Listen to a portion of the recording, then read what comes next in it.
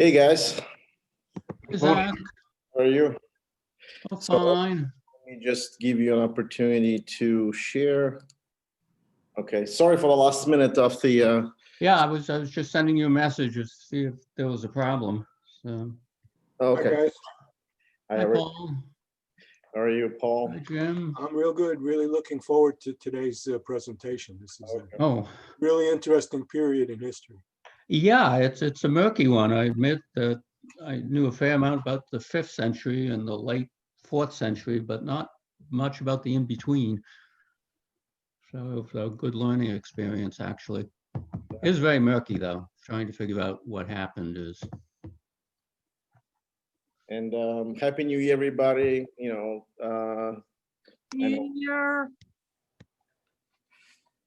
Thank you, James, Tad. How are you guys?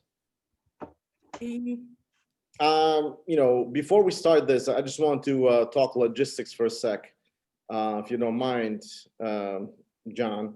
Like literally No take problem. 2 minutes, and put up the schedule. Sorry for that.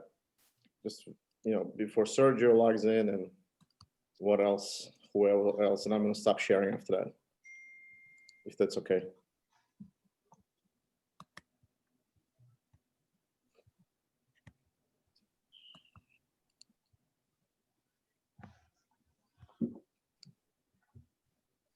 All right, my friends, does everybody see the schedule? Yes. So let me just admit somebody, give it a couple of minutes, just go through it. Since it's a new year, I figure I'm just gonna go through schedule quickly. And then, today's presentation is John is gonna doing, with a little bit of beats added by Sergio, but mostly it's gonna be John, 99%. And then this month, we also have Philip of Macedon, presented by Greg on 123. Please come to that one as well. On our modern stuff, interesting one is going to be done by Aaron next Sunday on nuclear race of USA versus USSR. Obviously non-existent country at this point. Hadrian is going to do Bushido. I confirmed with him. So it should be an interesting one. We're now going from west to east. So I'm just going through some January stuff. Then please, if you guys haven't read that, read Xenophon on 127. Paul is presenting that Anabasis. We like to have a lively kind of participation during our literature piece. Joshua hasn't confirmed yet, but he wants to do a Vikings versus Al-Andalus. He's our Vikings expert and wrote on a couple of literature pieces on languages of Vikings. He's going to do that on 217. So that's not really January, but I just wanted to bring it up. I don't have any presenters for Rommel. I guess I probably will do that one. I didn't post it up yet. Maybe if somebody pops up as a presenter, I can just post it up. Somebody suggested to do Rommel, but nobody stepped up, so we'll have to do that one. And then Sergio is going to do history of beer. Should be an interesting one on Thursday, 114. So that's it. We're about 7 presentation. 8th one would have been Rommel, but nobody's stepping up, so maybe I'll have to move it to next month. We'll see. Unless it's like a quick. And again, those are discussion points. Like last one I did on Idi Amin, I did about an hour of summarization. I was hoping for a discussion, but unfortunately, Idi Amin is not a very well-known as Rommel is, and stuff like that. So I think I should have stretched that to 2 hours. Anyway, I'm gonna stop sharing now, and I'm gonna let John share. And then if John wants to give a couple of more minutes for people to come in. Yeah, that's good. Yeah. So, oops. Can you see my slides? Yes. Yes. Okay. Yeah, we're waiting. I thought, is Sergio here? Sergio's here, yes. He is here. Yes. Hi, Sergio. Sergio respond. Oh, he's getting connected now. Sorry. Okay, yeah, I didn't.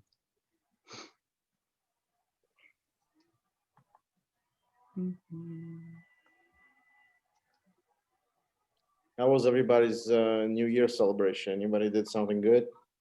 I was in DR, so I was on the beach drinking champagne. It was not bad at all. Dominican Oh Republic. wow, how was getting to DR and back? Did Oh, you have it to get tested? was great. Like I mean, I didn't really feel any COVID except the masks. You know, all the resorts in DR is open except the ones that service. Apparently, there's a big Russian contingent that goes to DR, and I was surprised. And Russia apparently has right now closed the doors to people going to DR. So 90% of the island is stale. There is not much business going on, but American ones and European ones are all there. You know, and other. I was there with Brazilians, with everybody pretty much on. Cool. Nice. Greg, get out of the get out of my Zoom.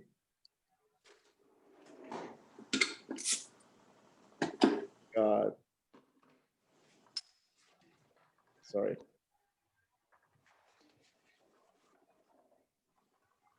Greg has my password. He got in and I just got signed out. Sorry.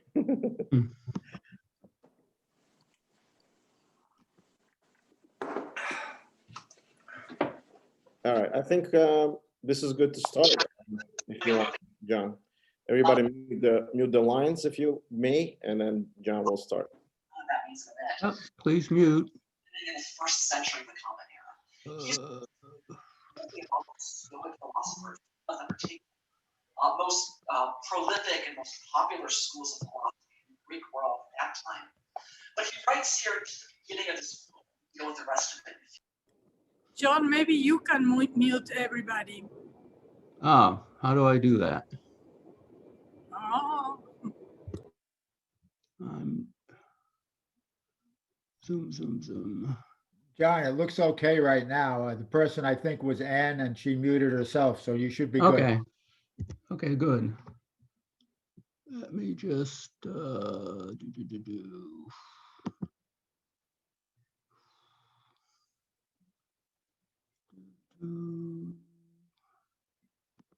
that. Oh, there we go. Everybody see it okay? yes. Okay. Well, this is about the early to mid 4th century in Greece. It's a tale of, it's the first time the Spartan hoplite army was ever defeated. And it was defeated by Thebes under a brilliant general, Epaminondas. I have a lot of difficult names to try to pronounce during this briefing. It's the period after the end of the Peloponnesian War, what some people call the Second Peloponnesian War, which ended in 404. And it's coming up after this period is the rise of Macedonia, beginning with Philip II's ascension to the throne in 359, which will be happening, we'll be discussing in a later briefing. I found that it's a very confusing period. There's constant hostility among the states. The Greeks were culturally insanely hostile towards each other. There was constant warfare. It's very difficult to know what to do, particularly about the figure of Epaminondas.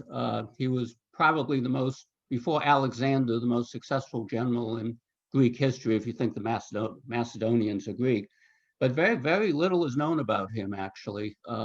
Plutarch wrote a life of him, which has been lost. So we do have something about Palapadas, who was a companion of Epaminondas.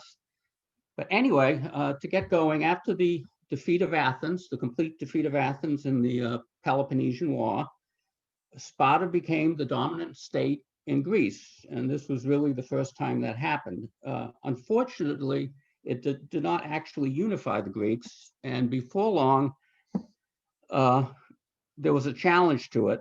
Athens was resurgent, surprisingly. Greek city-states could get back on their feet very quickly. And with their allies, they were waging war against Sparta and Sparta's remaining allies. Now, all of these players were looking for ascendancy over other Greeks. But the lesson of this period is that after several decades, the Greeks basically became victim to a new rising power, Macedonia, in the later 4th century. The Spartans also, at this time, they were pretty aggressive, and they started interfering in Persian affairs, and they managed to irritate Artaxerxes of Persia. They brazenly supported the attempt of Artaxerxes' younger brother Cyrus to take his throne, and that was the Greek mercenaries who were involved in this effort are the ones that were the subject of Xenophon's Anabasis in the great. I'm sorry, John, what time are we talking about? I missed that. We are in the 380s. So Maybe even a little earlier. I mean, the Xenophon is about 401, I think. Yes, correct. Yeah, it is a bit earlier, you're right. This is just an overview. I'll start giving dates in the more detailed slides, but think of it, I'm talking about the 2 or 3 decades following the end of the Peloponnesian War in 404. So basically, Greeks found it impossible to live at peace with one another. Communities were racked by conflicts between the oligarchs and the democrats, and increasingly that split was along class lines between rich and poor. And if there was a successful peace at any time in this period, it was generally imposed by outside powers, in particular the Persians.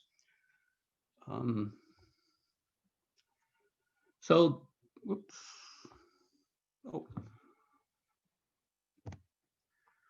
the first named conflict after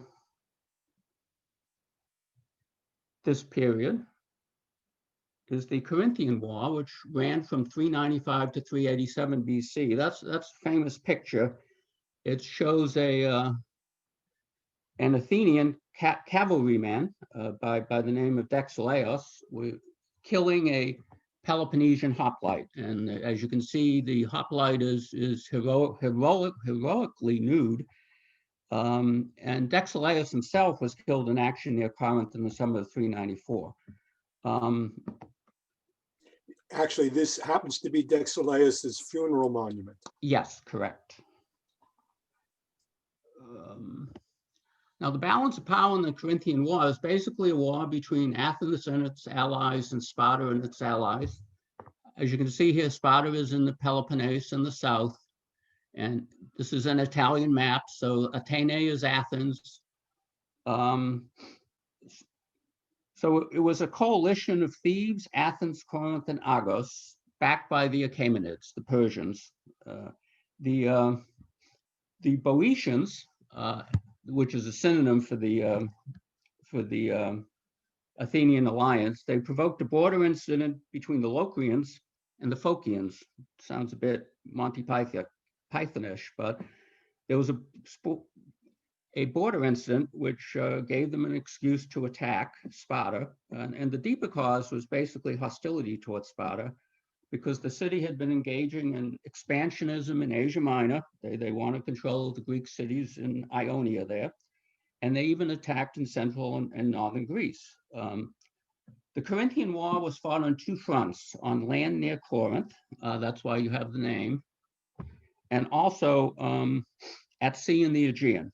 And now on land, the Spartans had the traditional advantage. They had the best soldiers, and they had some early successes, but they were basically unable to capitalize on the advantage, and the fighting became stalemated. At sea, the Spartan fleet was decisively defeated early in the war by a Persian fleet allied with Athens, and that basically was the end of Spartan attempts to become a naval power.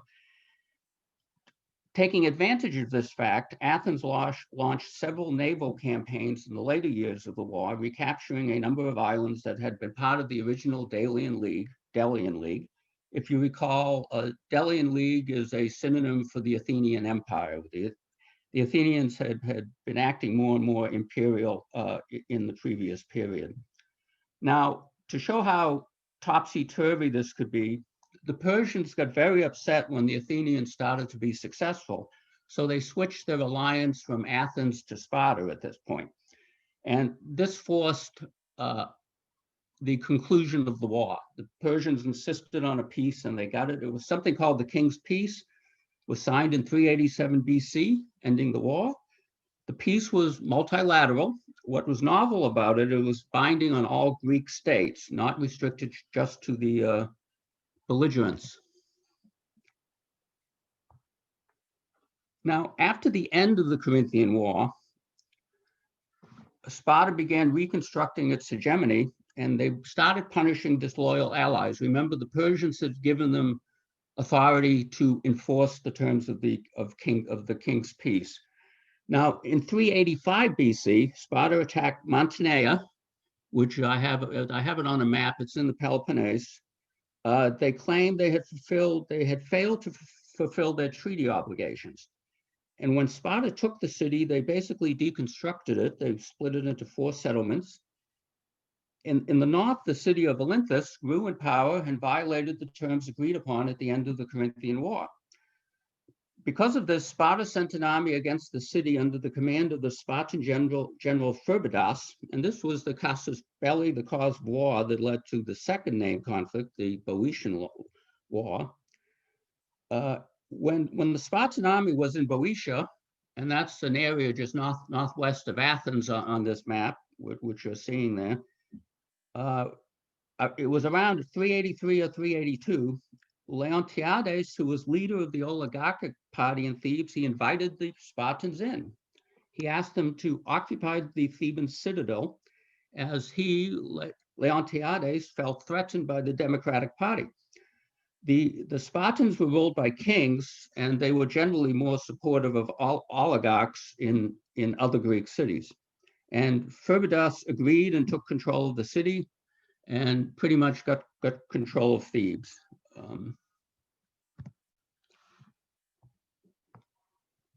Now this is, you can see Montenegro right there, that just to give you a visual. Skipping ahead there. Now this is where we come to the outbreak of the Bohesian War. When Thebes was seized by the Spartans, Palapadas, who you'll be hearing more about, he was a Theban nobleman. Palapadas and the other leading Theban Democrats fled to Athens, where Palapadas took the lead in a conspiracy to liberate Thebes. In 379 BC, the Democratic Party in Thebes surprised and killed their chief political opponents, and that would be members of the oligarchic party. I'm using this language very loosely. They weren't political parties in our sense. And basically, they roused the people against the Spartan soldiers and the garrison there, and they surrendered to an army that had been gathered by Palapadas. Sparta showed a lot of nerve at this point. They basically ignored their own capture of Thebes, and they decided that the Thebans returning the favor constituted an act of war, and that is how the Bohesian War began. And it's and this was in 379 BC, the starting point. Sparta basically went to war. Now this gets very complex at this point. I probably won't go into everything.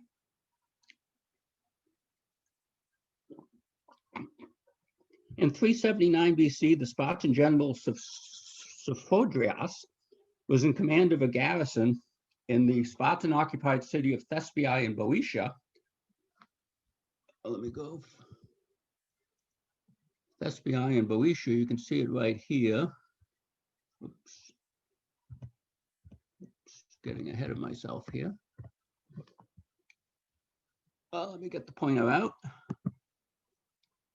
Here, I say Thebes is here, just northwest of Athens, and Thebes is in Boeotia. So the terms Boeotian and Theban, Boeotia is the general territory, and Thebes is a city, but I've noticed the two terms are used pretty much as synonyms for each other.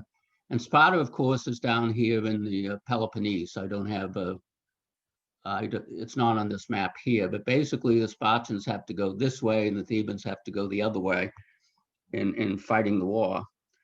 But one of the first steps, the Spartans occupied Thespia, which is pretty close to Thebes. And the general there, Spodrias, got the idea of, this is how Athens came into the war. He got the idea, it's unclear why, he wanted to seize Piraeus, which was the port of Athens. He made some mistakes, though. He miscalculated the length of the march, and when the sun rose, he was marching at night. They were caught out in the middle of the Thyrian plain, still some miles from Piraeus, and he retreated back to Boeotia. That winter, he tried again, attempting a raid on Piraeus, and then ended in a fiasco. What happened now is Spodrias was not under orders from Sparta. He did this on his own. To calm things down, Athens offered, Sparta offered to bring Spodrias to trial, which they did, but he was acquitted. And Athens regarded that acquittal as an act of war and caused them to declare for Thebes, to come in on Thebes' side. This is how the war began.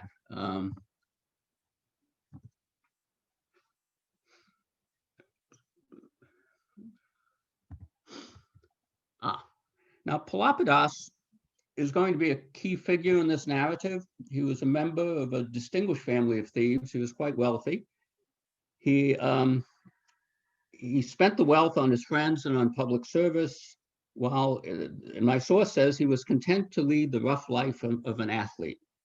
I'm not quite sure what that means. But in 384 BC, he served in the Theban contingent, and this is before the Bowitian War.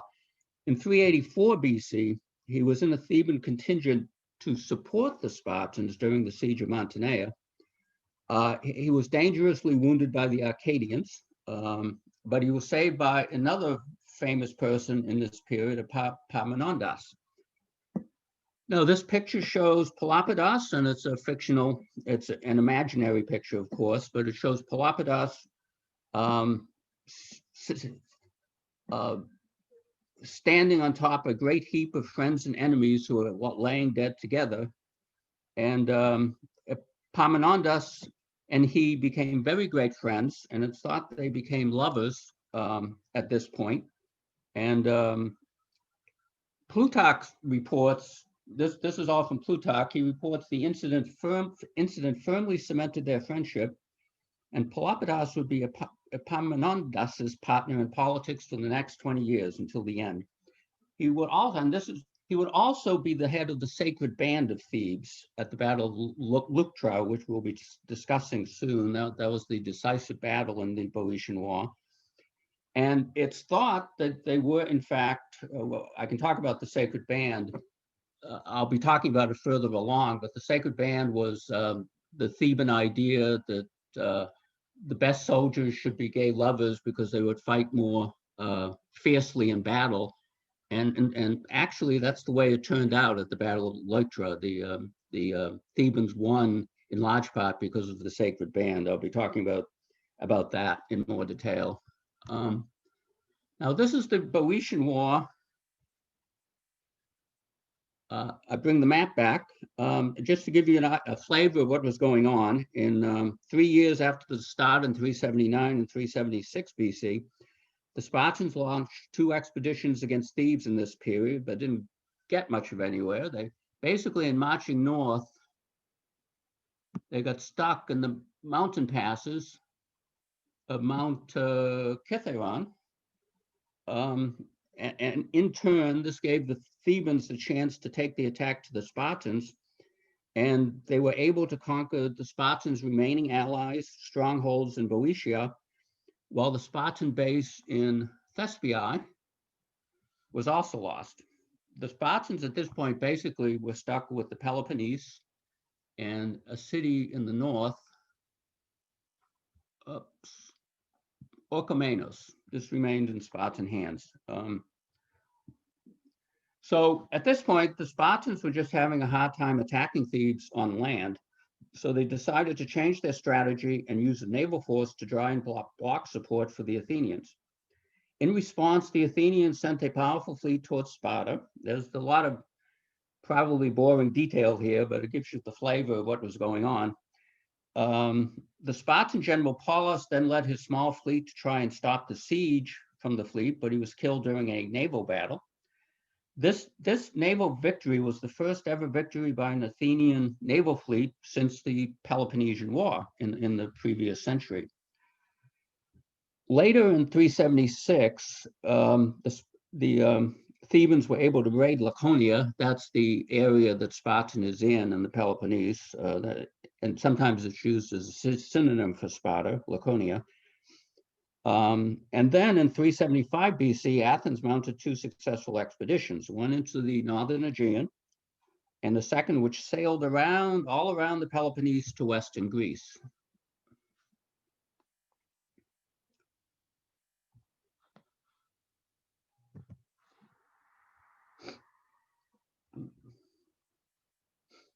Now, this is a picture of a Parmenondas. As I said before, not much is known about him. Plutarch's life of him did exist, but it was lost. He was born in circa 410 in Thebes, died at 362 Montenegro, and that's the end of the period I'm discussing, which I will get to. He was a Theban statesman and military tactician, and he was the leader who was largely responsible for breaking the military dominance of Sparta. He defeated a Spartan army at Leuctra in 371, and he also had several successful expeditions into Spartan territory in the Peloponnese. And he was killed in battle for being too personally aggressive. He was killed in battle in 362, which also marks the end of the Theban ascendancy. By the way, can I add here? Yeah, sure. He famously was killed by the son of Xenophanes, Gorillus. Yes. You know, that's I thought was pretty interesting because Xenophon lived in Sparta for many years, and his son grew up a Spartan, and in that battle, yeah. I didn't know that. Thank you. Now, here is the key battle in the Bowitian War. By the way, it's also known as the Theban-Spartan War. It was basically between Thebes and allies against Sparta and allies.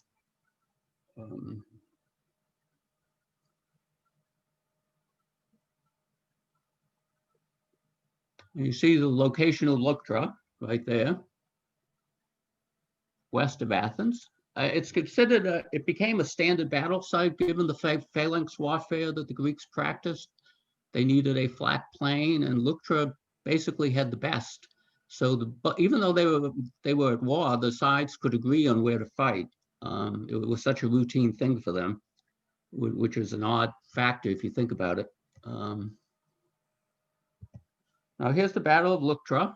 The exact details of this battle, see it's the Spartans in red and the Thebans in blue with their allies, I might point out. The exact details of the battle are not entirely clear. It's still a subject of fierce debate among scholars about what actually happened here. It's Xenophon who is the primary source for this in his Hellenica. He gave an account of the battle. Sparta and its allies were led by King Cleombrotus. The army had consisted of 11,000 hoplites and cavalry. Only 700 were full Spartan citizens, though. The bulk of the army were their allies, and that proved to be a fatal weakness.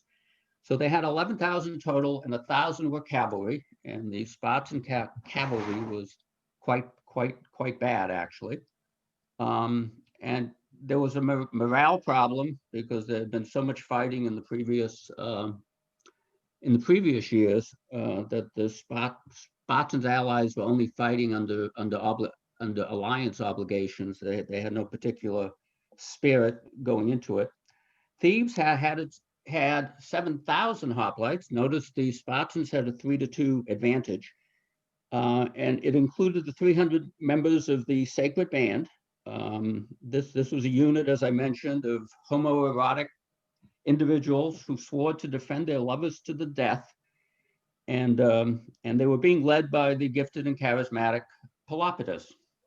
The Thebans had 600 cavalry, as opposed to the Spartan 1,000, and it's thought that the Theban cavalry was the best in Greece at the time. In addition, they had a small force of light infantry known as the Hammerpoi, and they were armed with javelins and supported the cavalry. The entire force was led by Epaminondas, who was a student of Pythagorean theorem. And really, this battle, I'll go into it, I'll discuss it in a bit more detail, but it's considered by military historians to be really a breakthrough in innovative tactics at the time. Yeah, John, sorry, can I add something? Yes. Like with that battle, yeah, it's still unclear as to how the Thebans became victorious. But I think Yeah. the cavalry, although they were outnumbered by Spartans greatly, I think they had a lot better trained cavalry soldiers than the Spartans. Spartans don't really invest that much of their time and training in cavalry, as far as we know. So I think that was the edge. Again, that's just my opinion. Yeah, it is. You know. Yeah, I'll discuss some of the issues because there are different opinions on why the Thebans won. But to get back to the narrative, some of the Theban commanders thought they wanted to just retreat behind the walls of Thebes and invite a siege. Epaminondas persuaded them otherwise. There's a story, perhaps apocryphal, that he, as propaganda and a way of boosting morale, Epaminondas recalled the notorious rape of 2 local virgins by 2 Spartans at Leuctra. This does sound like fake news. The 2 victims had committed suicide in shame, and a monument in their memory had been set up. Epaminondas made sure suitable homage was paid to this monument before the battle, and another symbolic gesture he was credited with was with the brandishing of a snake and a statement that by striking the head of the snake, the Spartan army, the whole snake would die, meaning the Spartan dominance of Greece up to that point.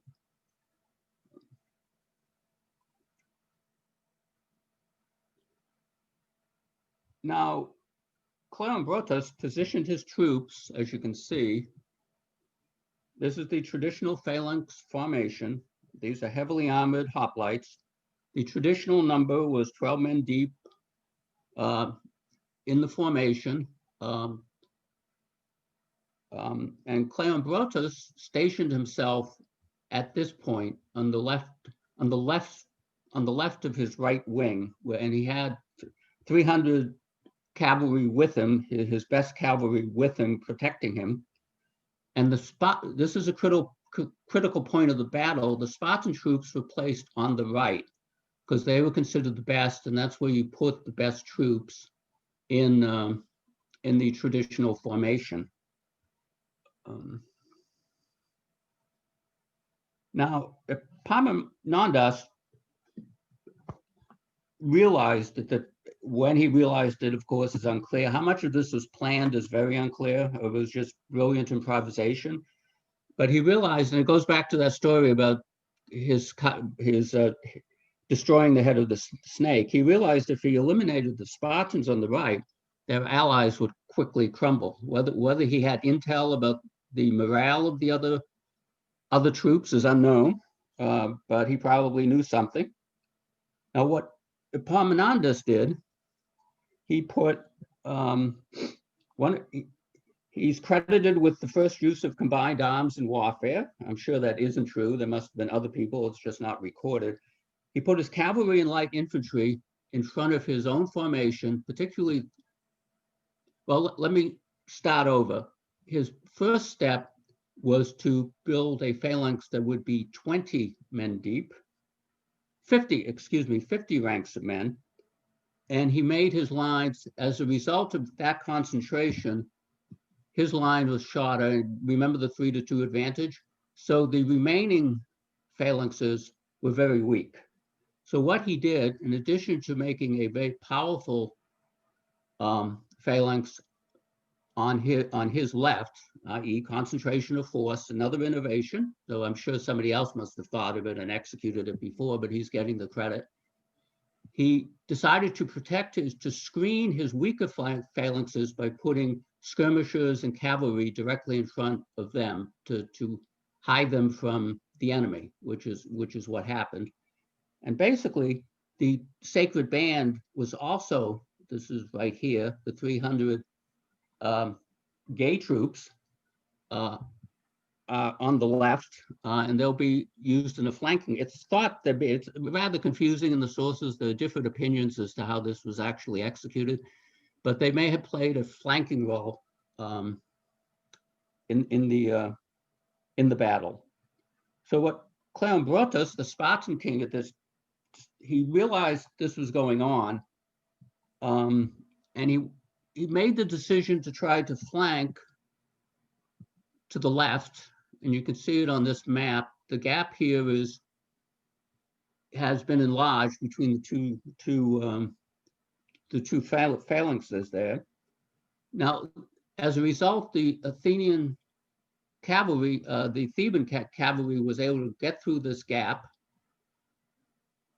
and also a 50D, nobody had done a 50 rank phalanx before. And I noticed there's a dispute as to whether one of the functions of the phalanx was to not just stick spears out in front of the shields. It was also the sheer pushing power of the phalanx.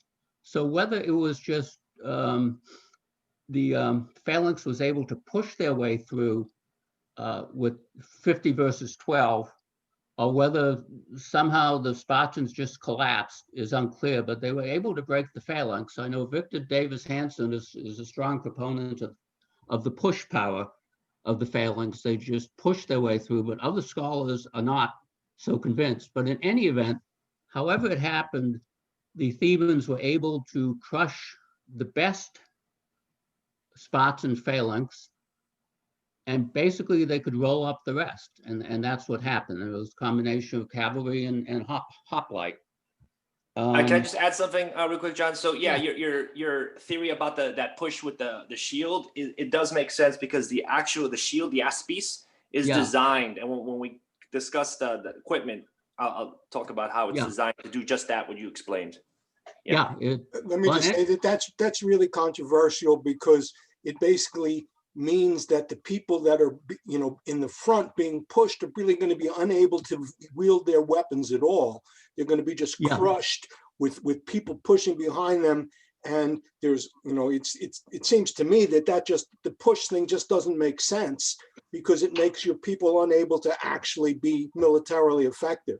I'm sure Sergio will explain this, but that has something to do with the way the shields are designed. Okay, your body can fit in the shield, so you're not going to be asphyxiated unless you're pushed to the ground.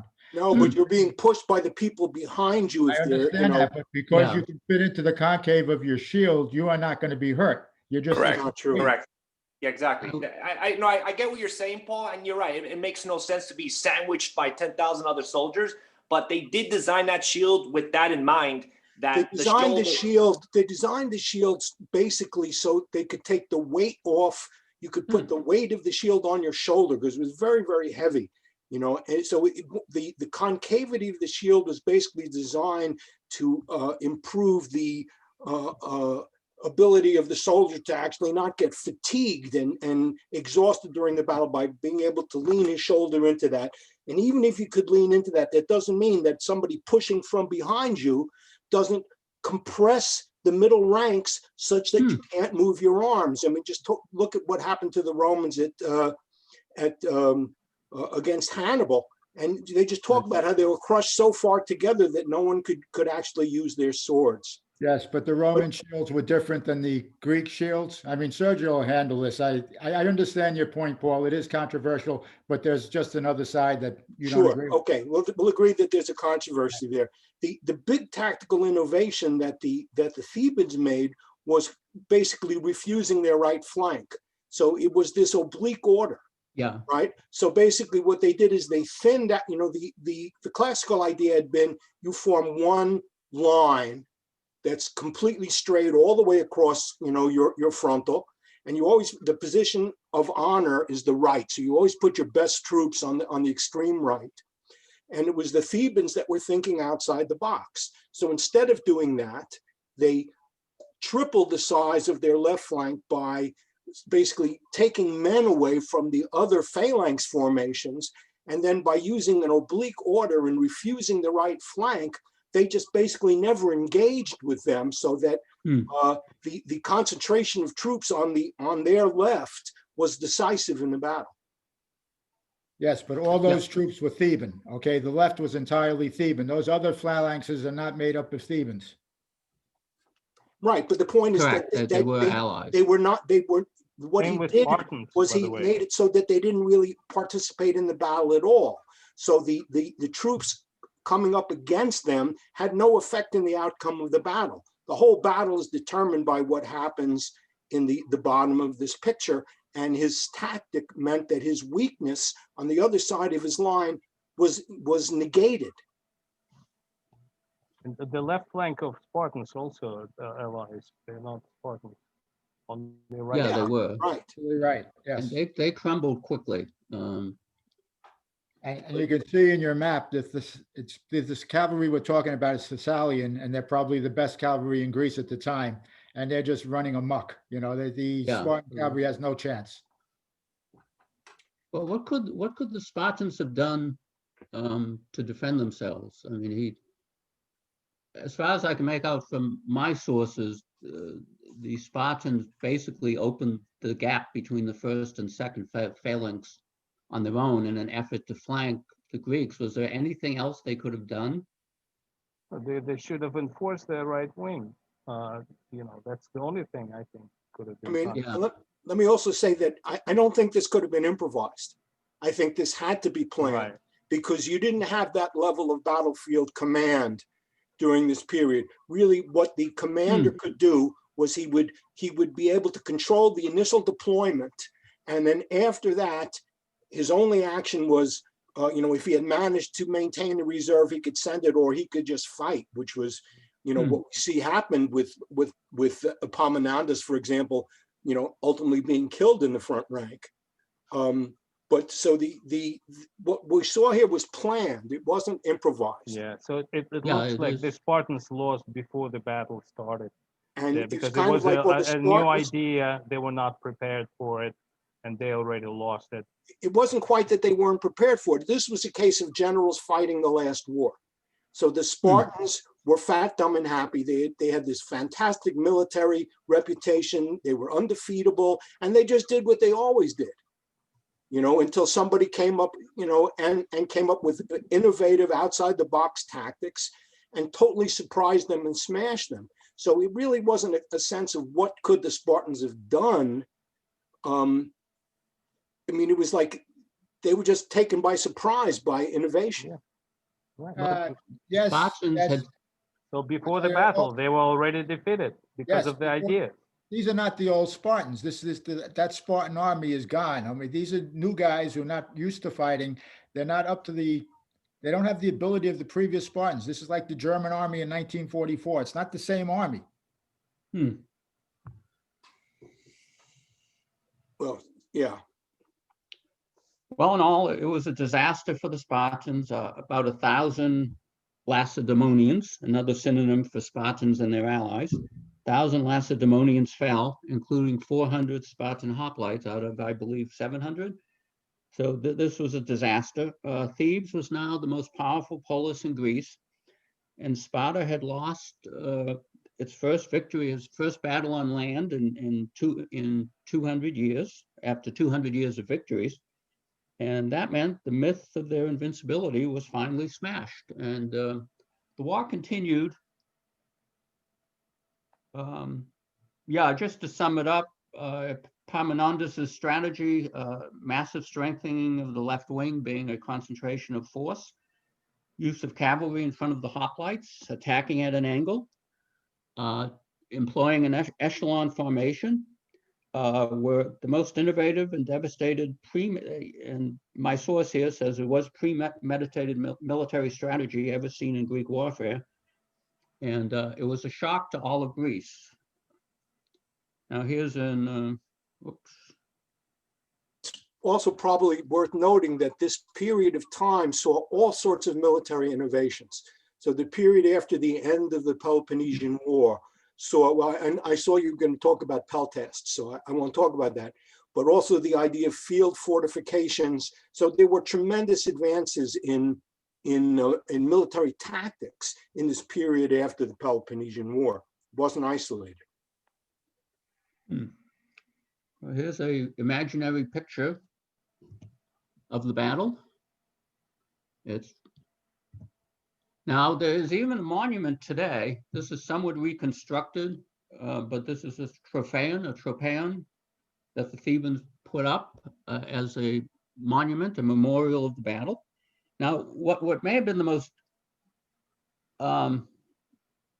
important consequence is that Philip II of Macedon, he was studying and living in Thebes about this time, and he may well, these tactics were very similar to ones that Philip and Alexander would go on to use in their wars, and there probably is a direct connection between this battle and the inspiration of Philip. As I said, concentration of force, the refused flank, and combined arms was tactics that both of those guys used quite a bit at all their battles. Let me comment that beyond just the specifics of that, what this showed was a kind of rational analysis of battle tactics that really hadn't been performed in that way beforehand. And to me, that was the biggest influence, is that Philip saw the advantages of a rational analysis of what happens on the battlefield. And the Macedonian army was kind of a result of a really, well-observed take on real life.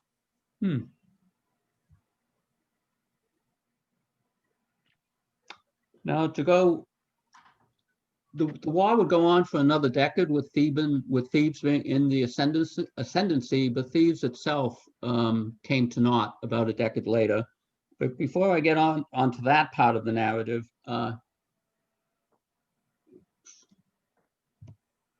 the Sacred Band of Thebes, it's accepted as historical. There's no serious dissent from that. It really was there.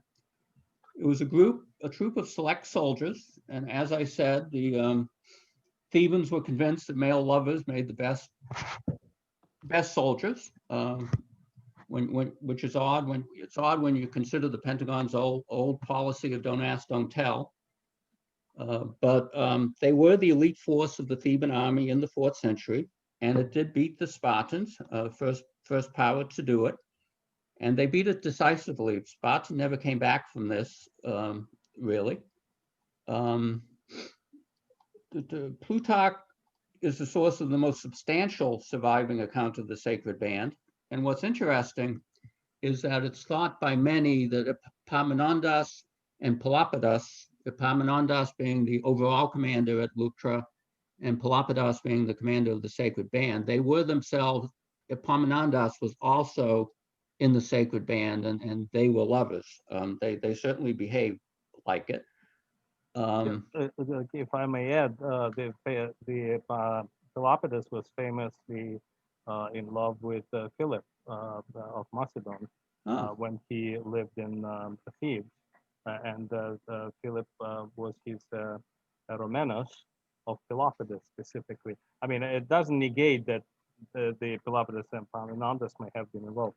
But yeah, so that Sacred Band consisted of the couples. There were 2 warriors, one older, one younger, who usually had relationship and fought next to each other. That was the idea.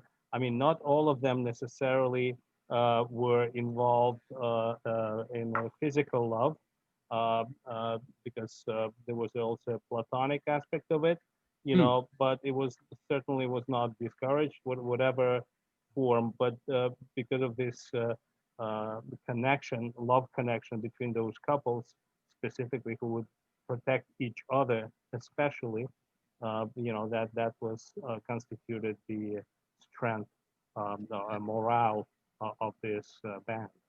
And I would like to suggest, most likely, that wasn't formed with that intent. These were probably the best fighters, and they were put into the same unit, and then the relationships developed from there. Highly unlikely that they just got together, let's get some homosexual lovers and create an army unit. That's not likely. It makes no sense. Yeah, could have been, but they certainly were paired, yes, by one older and one younger man.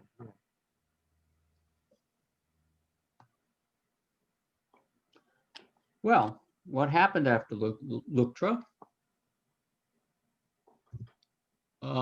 Here's a map of the Peloponnese. just to show you an Italian map, it looks like. Now, in 370 BC, after Leuctra, Epaminondas got aggressive and he took the battle directly to the Spartans in their home. He invaded the Peloponnese, but the Spartans refused to engage Epaminondas in battle. Basically, what they tried to do, they offered freedom to their helots, that's their slave class, who did all the work. The Spartan males concentrated on warfare. And they were able to raise a large enough army to save Sparta itself. So what Epaminondas did, he crossed west into this area is Messenia, and this is the agricultural hinterland of Sparta, which is where their prosperity came from, and they lost Messenia to Epaminondas, and basically that was a terminal blow to Sparta. At a stroke, it was greatly reduced, and the Peloponnesian League that Sparta had formed earlier in the Peloponnesian Wars, it was effectively defunct after it had existed and dominated Greece for about 200 years. Now, we come to the period of the Theban hegemony, which ran from 371 to 362. This was a short period in which Thebes was the most powerful state in Greece. It began with Leuctra, their victory at Leuctra, and it effectively ended with the death of Epaminondas at the Battle of Montenegro, which I will discuss. You can see in this map, you can read it as well as I can, but Thebes, how they got Crete, I don't know. There's some military operations I haven't discussed. Is Epaminondas and Palapadas also moved up into Thessaly and conquered some cities there.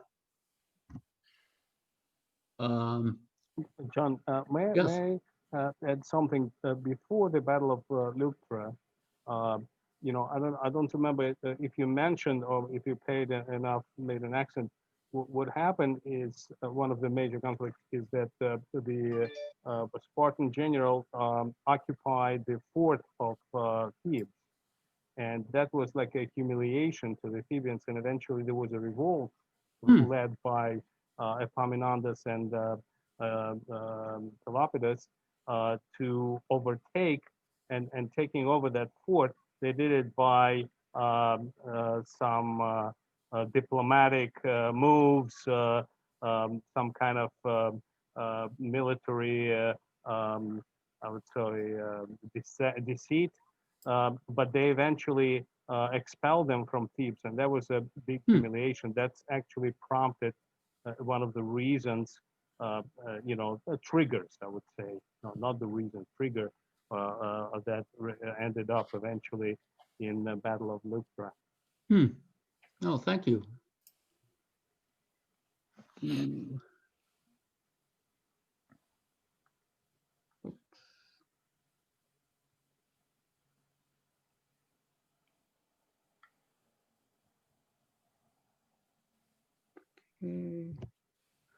Now we come to the Battle of Montenegro. As with Thebes replacing Sparta as the big bogeyman of Greece, as Thebes grew in power, more Greek states began to oppose it, chief among them Athens, who had been an ally of Thebes in the Bowitian War. Everything changes in Greece, in Greek politics. And another state that became opposed to Thebes was Montenegro, which I showed you. It's a city right in the Peloponnese, and they began to act against Thebes. This is in the 360s. Okay, in 362 BC, Epaminondas marched against Montenegro. If you recall, Montenegro was under siege in the Corinthian War, but I discovered there were 4 named battles of Montenegro in Greek history, but Epaminondas attacked it, and Montenegro. It was supported by Sparta and Athens. The Spartans had been rebuilding their army, and they decided to fight Epaminondas. In the resulting battle, the Thebans won the day, it was at an extremely heavy cost, including the loss of Epaminondas himself. The story goes that despite being a general, he was in the front line. Now, it's a little bit hard to believe this, but one of my sources said since Theban leadership outside of central Greece depended not on its institutional position in a league, but on its prestige and ability to win battles, and since Palapadas and Epaminondas had been chiefly responsible for both of these factors, their death spelled the end of the brief Theban ascendancy. I don't entirely believe that. There must have been economic factors to some extent. But right now, at the end of the period, the end of the Theban hegemony, Athens emerged once again as the most powerful state in Greece, but it was not that much more powerful than other cities. And basically, the whole period left Greece in a situation where the Macedonians could come in and dominate them in the next couple of decades. John, Anyway, can I ask a question? Why, why they didn't stay in power? What was they were always warring and fighting each other, but why they didn't remain in power? Why did the Thebans didn't stay in power longer than 10 years? I would suggest it may have just been a gap in the leadership, something like Richard Cromwell replacing his father Oliver. Nothing changed except the leadership changed, but Richard turned out to be a dud. I actually also agree with this. I think it actually became the power because of the leadership of Epaminondas and Palapadas, and there was a third one, I forgot. They're the ones who organized the revolt. They're the ones who created all the diplomatic tensions and military. And once Epaminondas was killed and Palapadas expired, I think pretty soon. That really would. I don't really see anything else. They arose as dominating power because of this leadership, and they lost it when the leadership was gone. Yeah, that is. Sorry, I was going to ask. Based on my reading, that seems to be the consensus. How do you remain in a state of war off and on for so long and be small city states? It doesn't seem to make sense economically. So was it really big wars, or was this really something? How did they do it? Somebody's got to grow the food, and it's campaigns. They stopped conducting the war at the time when they needed to take harvest. It's just campaigns. It's not a continuous war. It's not like World War I when they're sitting against each other. It never happened like that. Yeah, they're in a state of war, but that doesn't mean they're fighting every day. Well, the it was seasonal. Interpolis war was that you would fight in the summer, and then you go back, and so you were only a part-time fighter for a few months, and then you go back and tend your fields. And one of the most important things that happened during this period that destabilized everything was the growth of mercenary forces and the realization that mercenaries are more effective. And the decline of the polis, the decline of the political independence of citizens had to do with the fact that, this period also saw the first time the emergence of tyrants who were based on the leadership of mercenary armies. So this really did change warfare. So at the beginning of the period, that was possible. And by the end of the period, it wasn't. And by that possible, I mean having this long period of warfare, because it wasn't uninterrupted warfare. But once you had mercenaries involved, it did become uninterrupted warfare, and everybody became exhausted and depopulated. So it was always a question of somebody stepping into the vacuum. Yeah, it wasn't devastating warfare either by historical standards. It wasn't like the 30 years war in Europe, where armies would just be like locusts, taking all the crops and all the livestock and leaving the peasantry to die. This seems to be much more ritualized and limited. Even the fact that they the two enemy armies could, would agree ahead of time on where to fight, because they both needed a flat plain. That seems like it's not quite as fierce as we think it is. I know Victor Davis Hanson had a famous, in his PhD thesis, he was a farmer, and so his claim was that no, it wasn't possible for an army to destroy all the agriculture of an enemy state. It was just too much of an effort. So states were not, even when the sources described them as being destroyed, they really weren't, which is shown by Athens came back pretty fast after the Peloponnesian War. But warfare became, it is true. I mean, it's much discussed. I mean, there's another opinion that the Greeks invented. John Keegan, the historian, he claimed the Greeks were the first army in history to stand and fight to the death. Before that, it had been much more Asian style, like the Parthians, who were just, they would skirmish on horseback, but they weren't really serious, and they would give up quickly. But it is true, they were able to conduct, the Greeks had long periods of constant warfare. There may have been breaks, but it couldn't have been that bad because they kept it up for a long time. But speaking of mercenaries, I read something interesting. The Persians, Artaxerxes, actually was interested in imposing the king's peace, the end of the Corinthian War, because he needed Greek mercenaries to take care of his own political problems at home, and he wanted the Greeks to be at peace to free up the Greek mercenary manpower for his uses. So these people were really quite sharp in many ways. So, can I fill in some of the gaps in terms of the details of what happened before this period at the end and at the end of the Peloponnesian War, because you really can make some sense out of it. Basically, this is from my class notes with Professor Richard Billows, and he's an expert on this period and in the Hellenistic period. And so the point that he makes is that really at the end of the Peloponnesian War, Spartan victory was really totally dependent on financial support from Persia.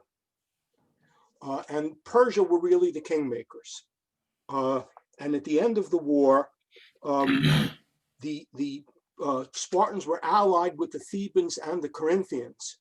The Thebans and the Corinthians demanded strong punitive measures against the Athenians. The Thebans, because the Athenians had supported independent Boeotian cities against Thebes, and the Corinthians, because Athens was their main commercial adversary, their competitor. But the Spartans actually took a position of leniency and basically did not take punitive measures against the Athenians. Instead, they put in what was called the rule of the 30 tyrants under Critias, which was a reign of terror against the Athenian citizens, and they took down the walls of Athens, but they didn't take other measures. And the Corinthians and the Thebans were completely outraged by that. So the Spartan alliance split almost immediately after the Peloponnesian War because of because Corinth and Thebes broke away. So Sparta basically stood on the fence for a while, because on the one hand, they were championing the independence of the Greek Ionian states, right? You may recall at the end of the Persian Wars, the Spartans retreated and the Athenians said, well, we're going to support the independence of the Ionians. So the Spartans said, well, we're not going to repeat that mistake this time. So they supported the independence of the Ionian states, but they were also taking money from the Persians. So they were basically trying to, play both sides and not take a position. At the point that it looked like they were going to have to take a position, the civil war for the succession broke out in Persia, which was the war in which Xenophon was leading his mercenaries between Artaxerxes and Cyrus. But basically, after that was over, the Persians came back and basically started insisting that this that what they had negotiated with Sparta be enforced. And what happened was the Spartiate officers who were maintaining, who became in control of these cities in Ionia, it was the first time in Spartan history where they had unsupervised control over anything, and they became completely corrupt. They were a tremendous example of how, absolute power corrupts. And it only took about 10 years for the Athenians to be nostalgic, for the Ionians to be nostalgic for the Athenians. And then the Athenians basically had a revolution led by this guy named Thrasybulus,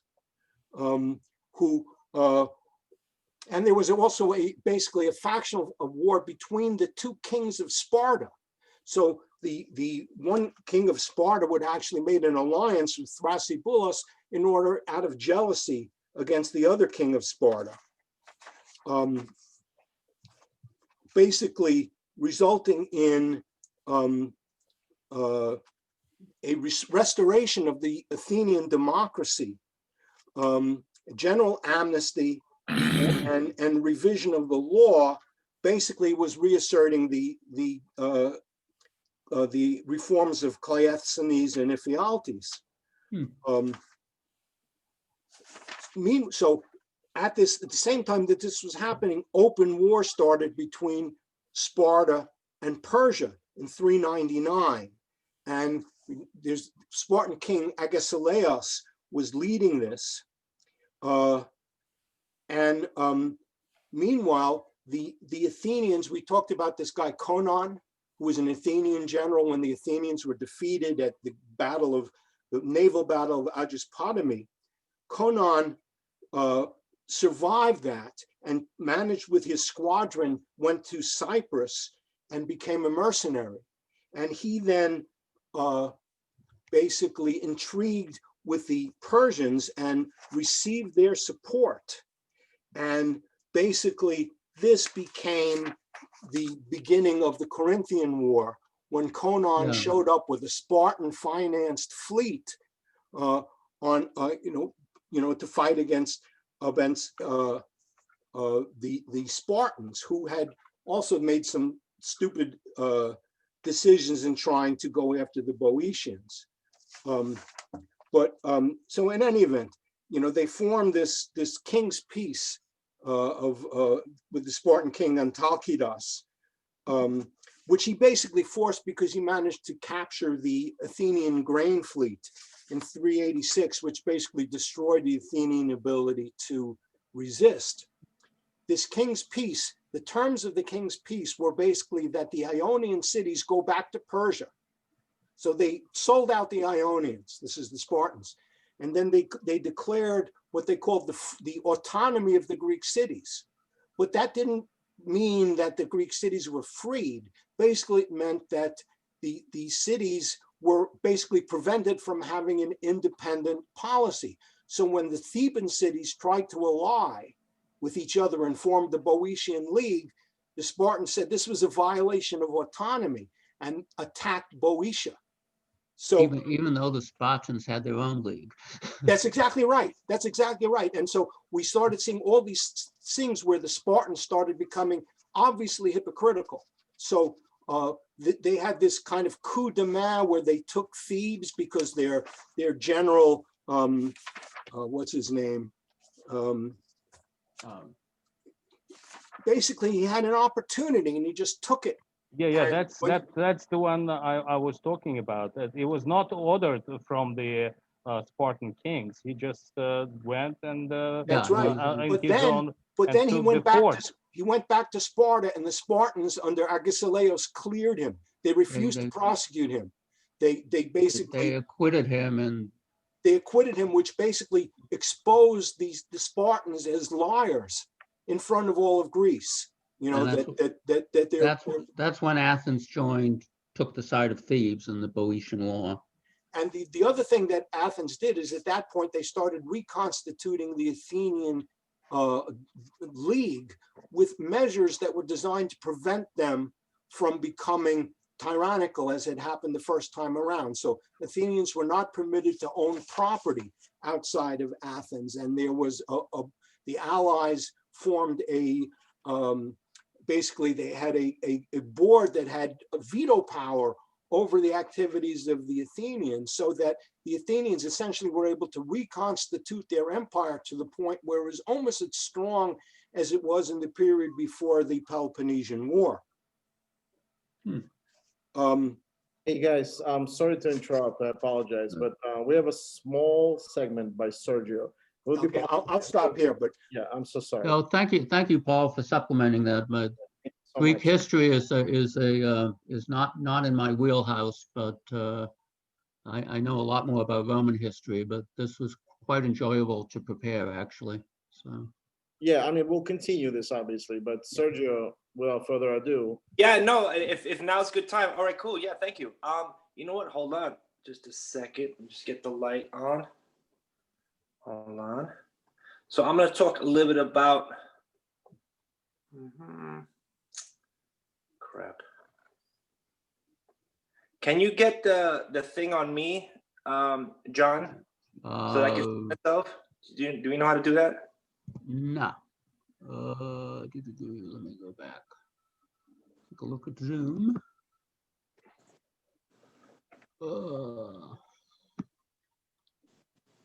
Okay, help me, guys. What do I do now? You. 1 second, John. Let me do it. Let me do it. Yeah. Okay, you can do it. Great. Yeah. Because I am. Thanks, there.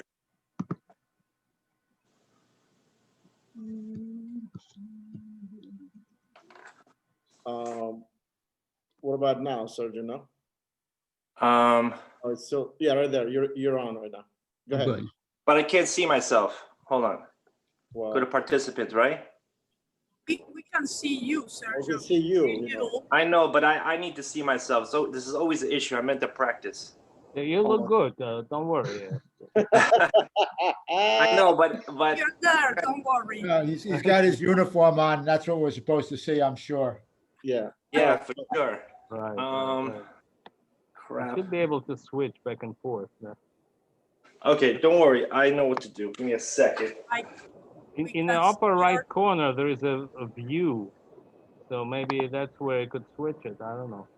Yeah, I know. My iPhone is stupid. It doesn't let me do that stuff because I'm doing it with an iPad. But don't worry. I know what to do. Okay. So now.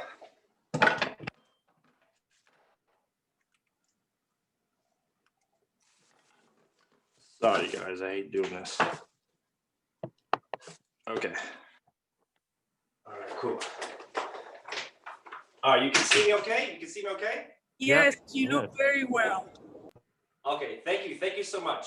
Thank you, John, for the opportunity. So I'm going to talk a little bit about the arms and armor and the equipment around this time and some of the soldier types. Obviously, a well-known one is the hoplites, as well as a lesser-known soldier called the Peltes. And first, I'll start with what I'm wearing. So I'm wearing what is known today as a linen thorax. We don't know what the Greeks called it. At least I don't know what the Greeks called it. But it's a very common style of body armor. And as you can see, it protects my torso, my abdomen, my back. Even has a little back neck piece right here. And I can tell you it's very comfortable to wear. It doesn't restrict me in motion. Lets me move completely. I could get up, get on the floor, and it's quite bendable. It's a lot more comfortable than if I was to wear like plate armor or bronze armor, which is what another type of armor that was used earlier on. So now we don't know exactly. Yeah, I don't see you. I should be seeing you. I see your desktop, and I see these files like Battle of Kirk, but I don't see you. Are you on the phone, Mark? I thought. Oh, I'm still screen sharing. No, I'm on the Stop. laptop. I thought you stopped me screen sharing, Zach. Okay, I'll stop. No, Okay. it stopped screen sharing. It's fine. You guys don't see Sergio? But somebody just said that. I can see him small, but see. Yeah. We can see Sergio. I see Sergio fine. Yeah, Sergio's fine. Mark, I think you need to get on the computer. This is. No, I am on the computer. I don't know. Yeah, I don't. I see too what you're talking about. I just see. John, So just go and choose views, choose standard, choose the speaker window, and blow it up. Just drag it out. open. I mean, whose screen are we seeing now? I Right now, think we're you're, seeing you because you're speaking.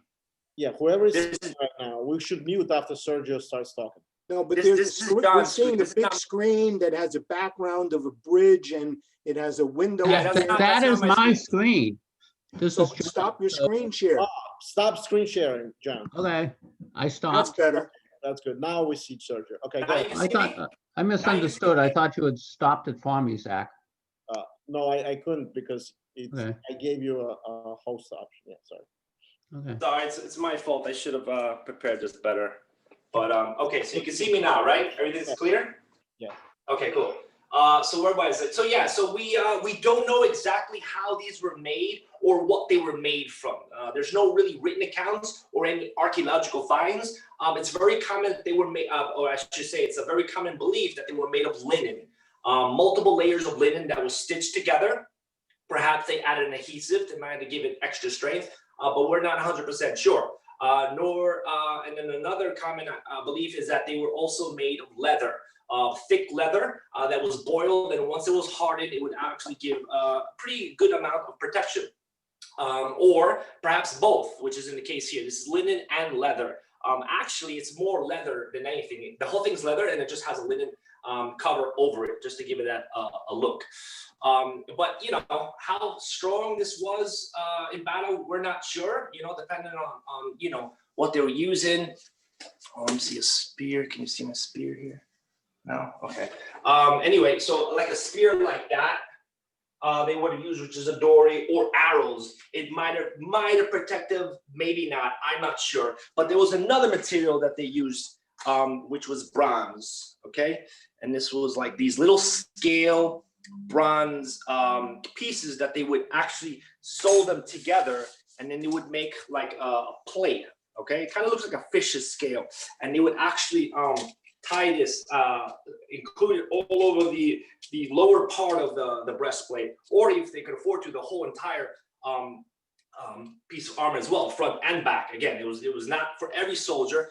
It was only the ones that could afford such a thing. So with those three materials, linen, leather, and bronze, it probably would have offered a good amount of protection overall. But then remember, there were all those soldiers that didn't have this because they were responsible for equipping themselves. So it all varied. Now, another weapon that they had was the small short sword called the Zyphos or Zyphos, depending on how you want to pronounce it. It's a very leaf-shaped like blade. This would have been made of bronze. This is steel, and it would have been made of poured melted bronze. It wouldn't have been hammered out like the other pieces of ammo. They would have poured melted bronze into a cast, and then it would have, once it was dried, then it would have the blade in its form. So that was a common weapon that they used. And obviously the dory or the spear is a very, very common weapon all throughout. This is a much shorter version, just so the presentation, but it's much, much longer, possibly 15 to 18 feet long. And as you can see, it's got a very serious blade, and it's got 2 points to it. It has a little bronze butt at the end, as well as the spearhead. Now, the reason for this is it gives you a little balance when you're holding it, because you have 2 weights on both sides. The other reason for the butt at the end is so that it would stick it into the ground, and in some cases, if they were going to be attacked by cavalry or for whatever reason, it would just give them a little more of a force. More Sergio, one question. If you have someone behind, I mean, you're dealing with that lance and you have someone behind, you're going to hit the person behind you. I mean, how did they? No, they were trained to distance themselves to have plenty of space. Even though they were tied together, there was like they knew how to get around each other or stuff like that. They were not hitting each other. It was equal amount of space for the end of the lance or the dory, so that they wouldn't hit each other. Same was with their swords and their shields. But yeah, great question, Marika. Thank you. Yeah, one of the reasons for the butt spike was to have it, as you say, to make it balanced more towards the back, so that you could stick out the front and it wouldn't be so totally imbalanced, right? It created a greater weight towards the bottom of the spear, so you could have it extending further. Correct. Yes, exactly. It was designed this way. And then another reason to believe they had that butt spike is that if there was an enemy on the battlefield that wasn't necessarily dead, just close to being dead, they would just finish him off by just sticking him to the ground and stuff like that. I know, pretty Plus, bad. spears would frequently break, so you'd still have a weapon in your hand if you had the butt spike. Yes, that's exactly right. And they were, and then the short sword, the Zyphos, as I said, was like their secondary or third weapon. It wasn't even their main weapon. The main weapon was their large spear, the dory.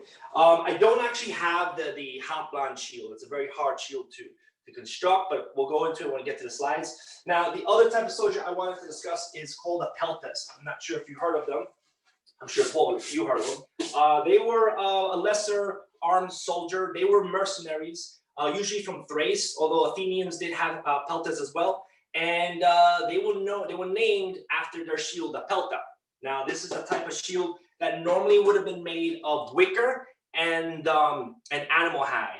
And they would cover that together, and it would make it a strong shield. In fact, there's a lot of wicker shields in the ancient world. The Persians used wicker shields, and the Celts use wicker shields. Wicker is just basically like little branches that they weave together. They make baskets out of it. They make gates out of them. But they can actually make shields, and they're pretty effective. The Assyrians had wicker shields. Sorry? The Assyrians used wicker shields. Yes, exactly. And as you can see, they have a very unique shape of the shield. And I wonder why it was shaped this way. And then I looked it up. First, when I constructed it, it's constructed just like this. So it has an X band here, and then a regular strap on the arm. And you would think, okay, so if the shield was like this, you could probably put the spear here and create a great phalanx setup. But no, it's not really. It's supposed to be like this, which doesn't really allow you to get a really good setup. It doesn't give you a good precision. And the reason is because, well, they were javelin throwers. They were not hoplites that had large spears or swords. They had little javelins, okay? These are little javelins, and they would throw them at the enemy, okay? They were not armored. Imagine I'm not armored. I just have a regular tunic on, maybe a helmet, maybe not. But they were just javelin throws. And so basically, the reason for this opening is that if I would, let's just say this whole thing was covered, right? And I would have to look for my target, we would see as well. I could lower my shield, or I could open my shield, but then I'm exposed. However, with this little opening here, it's kind of like a viewfinder. It's kind of like, it lets me see what's going on. I can see my target and then throw my weapon to the battlefield. So that's why they had these crescent-shaped shields, which is known as a pelta, which I thought is pretty interesting. So these were never used in a phalanx? They functioned as skirmishers? Correct. They were just free-flowing soldiers. I mean, I'm sure they had... Not quite. Their main role was to provide flank protection. So you'd have the extreme flanks would be cavalry, right? And the peltasts would be the linkage between the cavalry and the phalanx. They did not operate in formation, right? So they were much more mobile than the phalanx. So they provided flank security for the phalanx, as basically connecting the phalanx to the cavalry. When the cavalry would move out, it would mean that the flank would be totally unsupported. And that's what the phalanx was, that's what the peltasts functioned as.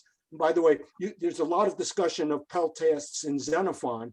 Now, I don't know whether that's super historicism of him putting it back when he was writing it 30 years later, but those were events that supposedly happened in 400.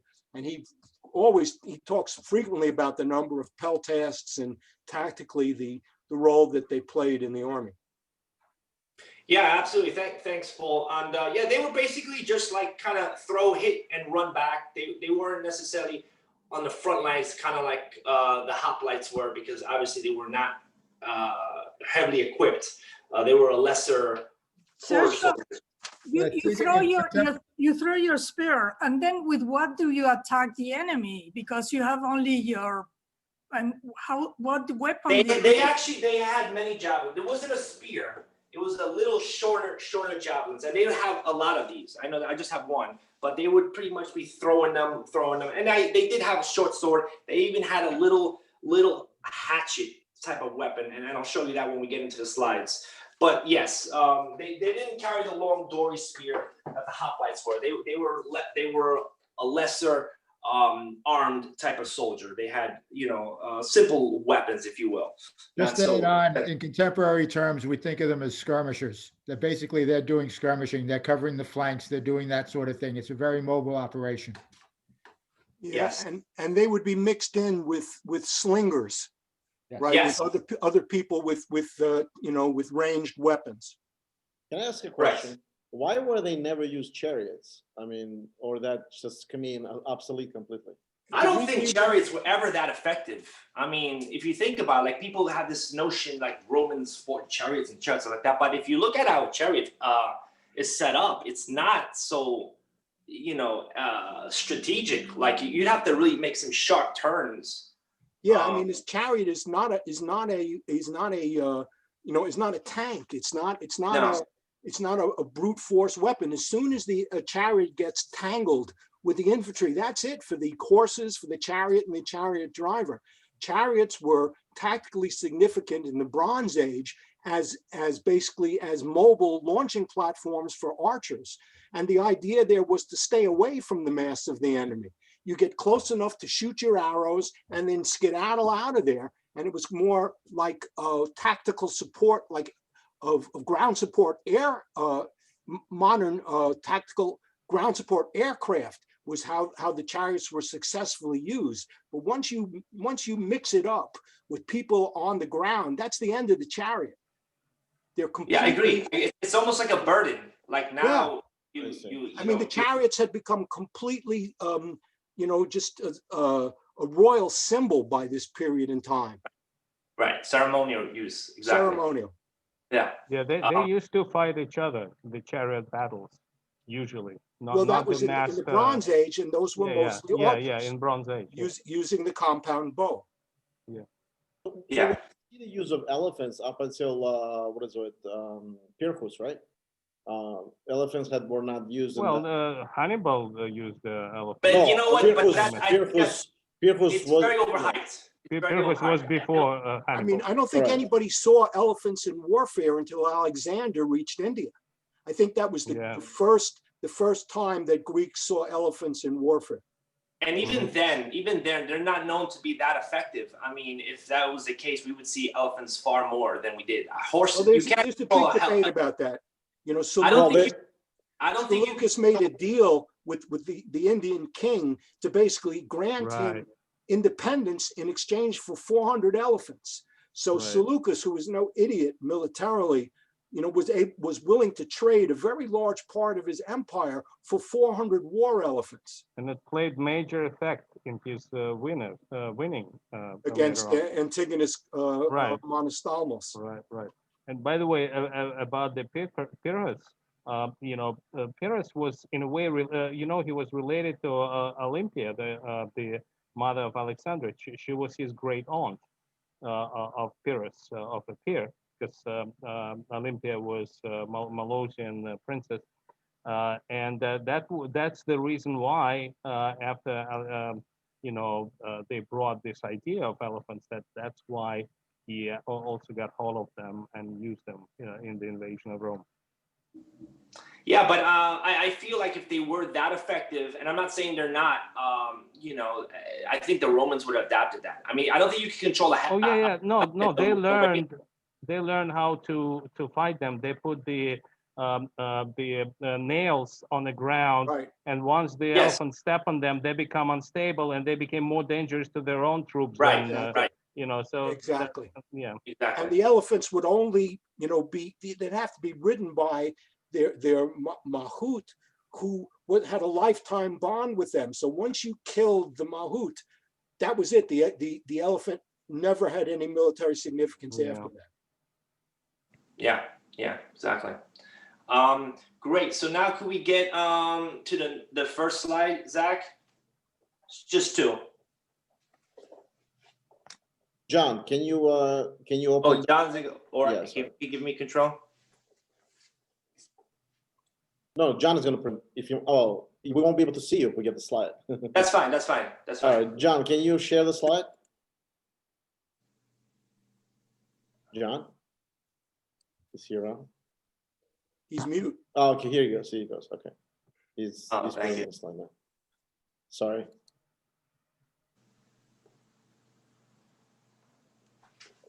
Okay, yeah, perfect.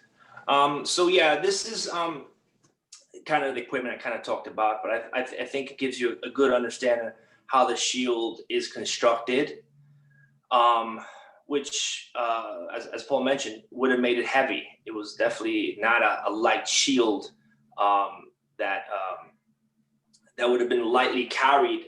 They would have been trained. This probably would have been a major part of their training, is carrying this large shield, the Aspis. In fact, there was I forgot where I read this article. They found this whole group of skeletons buried. I think it was in Sicily. I'm not sure.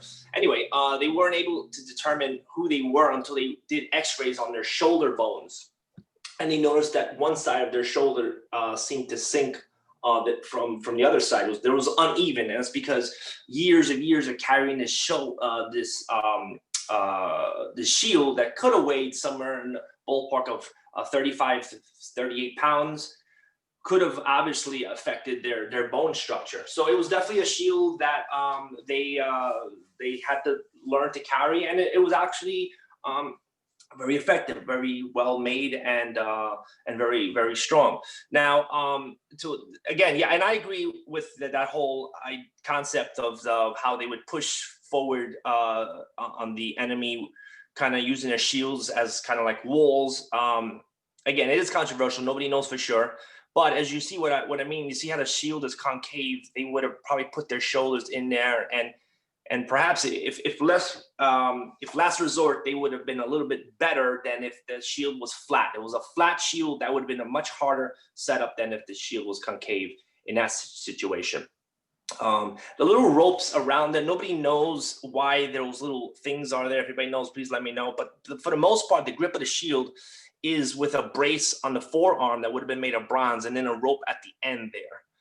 As you see, it has elaborate little tie system there, but nobody knows, at least I couldn't find out why that was there. It might have been just a decorative piece and so forth. And then you see he also has his little thorax with the little bronze pieces in the side. So yeah, that was another common area. They would put the little bronze pieces on the rib side of the torso. So because that's a very open area, it's for a potential kill wound. And then greaves. So yeah, that's generally the equipment that the greave hoplites. Another thing I want to mention, the greave hoplite, a lot of people believe that they were named after their shields, which is not so. The greave hoplite basically means a soldier with all equipment. So it doesn't necessarily mean just the shield, but all the equipment would be the greaves, the helmet, the dory. But wasn't the shield called the hoplon? It's actually called the aspis. But isn't the hoplon another word for it? Yeah, it's another word. It's another word. Yes, it is. It is. They use both words. It's a little confusing, but it's not named. It doesn't mean a person that holds a shield. It means when you really itself is known as the Argive grip. The grip, yes. The two-piece grip with the forearm and then the arm. Leading to some scholarly suggestions that, the innovation for it was in the city of Argos under the dictator Phaedon. And the tyrant Phaedon, who was one of the earliest of the Greek tyrants. Interesting. Thank you. Sure. Okay.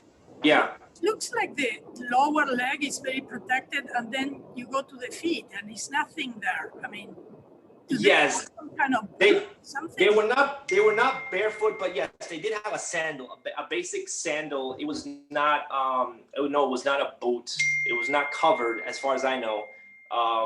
They were exposed. Their toes were exposed, as far as I know. And if they were covered. They weren't covered with anything bronze, so there was no protective. Same with the Romans. They had a sandal, the caligae, and it was a little bit more covered, but it was just leather. It wasn't anything super protective. They were fighting or trained in a way where they didn't have to worry about that. It's any area where you had armor is because that's where the areas where likely they had to protect and or the areas that they're most likely going to get hidden. Their feet apparently was not something that they spent time protecting. Yeah. So let's go to the next and last slide. can. Yeah, so this is some of the helmets around that period, or even a little earlier. Different styles of it. The Illyrian is the top one. The Corinthian, the common classical helmet. The Phrygian, the Pilus, and the Attic helmet. Now, these helmets, they're named not necessarily because of the city-state that they're not named because of the city-state that used them, but they were just named as to where they were found. For example, the Corinthian one, it's not a helmet exclusive from Corinth. Okay, they could have used it in Athens and Sparta and Thebes just as well. It's just that's when they found these helmets there, and that's why they call them that. But the bottom one, the Pilus, which just looks like a cap, it's believed that the Spartans were wearing this helmet around the Peloponnesian Wars, even the war against Thebes. It's just not the classical helmet that most people want to identify them. They think of the Corinthian one because it's a really, really elegant looking one, right? It's got the nose piece, it's got the eyes. It's something that looks very, very intimidating.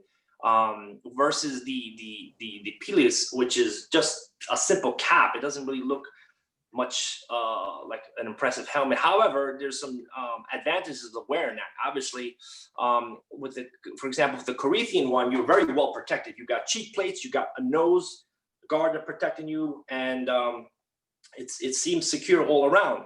However, the disadvantages of that, it could get very, very warm underneath there, okay? Because it's all covered. And remember, they're fighting in the summer months, so that bronze is going to heat up quickly. Two, you can't hear as well. You remember they're wearing it, and so they have commands that they have to follow or whatever the case may be. So their hearing is going to be a little restricted. And in some cases, possibly their vision. I mean, you could see through there, but still, it's not the same as wearing. Your peripheral vision is compromised and you were basically deaf. It wasn't just a little bit of hearing loss, but you basically couldn't hear anything. When there was noise going on, there were, clanging, there was some. Well, yeah, no, Paul, you're right but there are some Corinthian helmets with had an earpiece. I mean, a little opening for the ear, but and you could hear. If you look at the Attic helmet, it has a hinged cheek. Yes. Right. Yeah. It's kind of like you could see that as a modification of the Corinthian helmet to give better visibility and better hearing. Correct.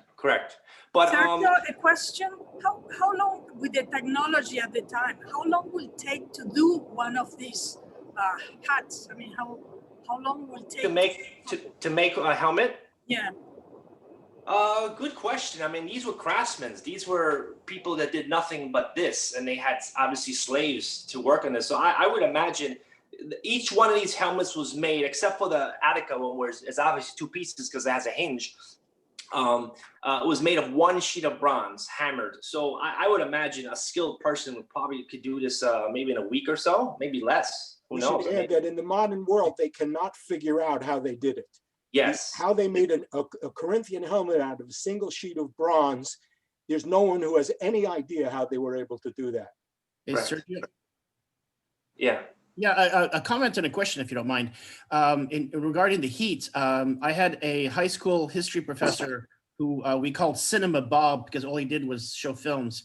But he himself was in the Burma theater, and we saw a film, and none of the soldiers in that theater were wearing helmets. So I asked him, "Why didn't you wear a helmet?" He said, "It's like an oven." So it goes that modern soldiers face the same thing.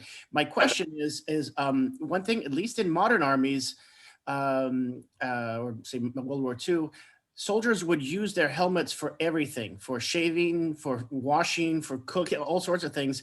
I wonder if there's any evidence if ancient soldiers did that. Great question. I don't think so. I kind of sort of lean into no. I think we would have known. For example, if you use it as a bucket maybe, or cook with it or something like that, like something utilitarian. Is that what you're suggesting? The only alternate use of it that I've heard is it's used to cast lots.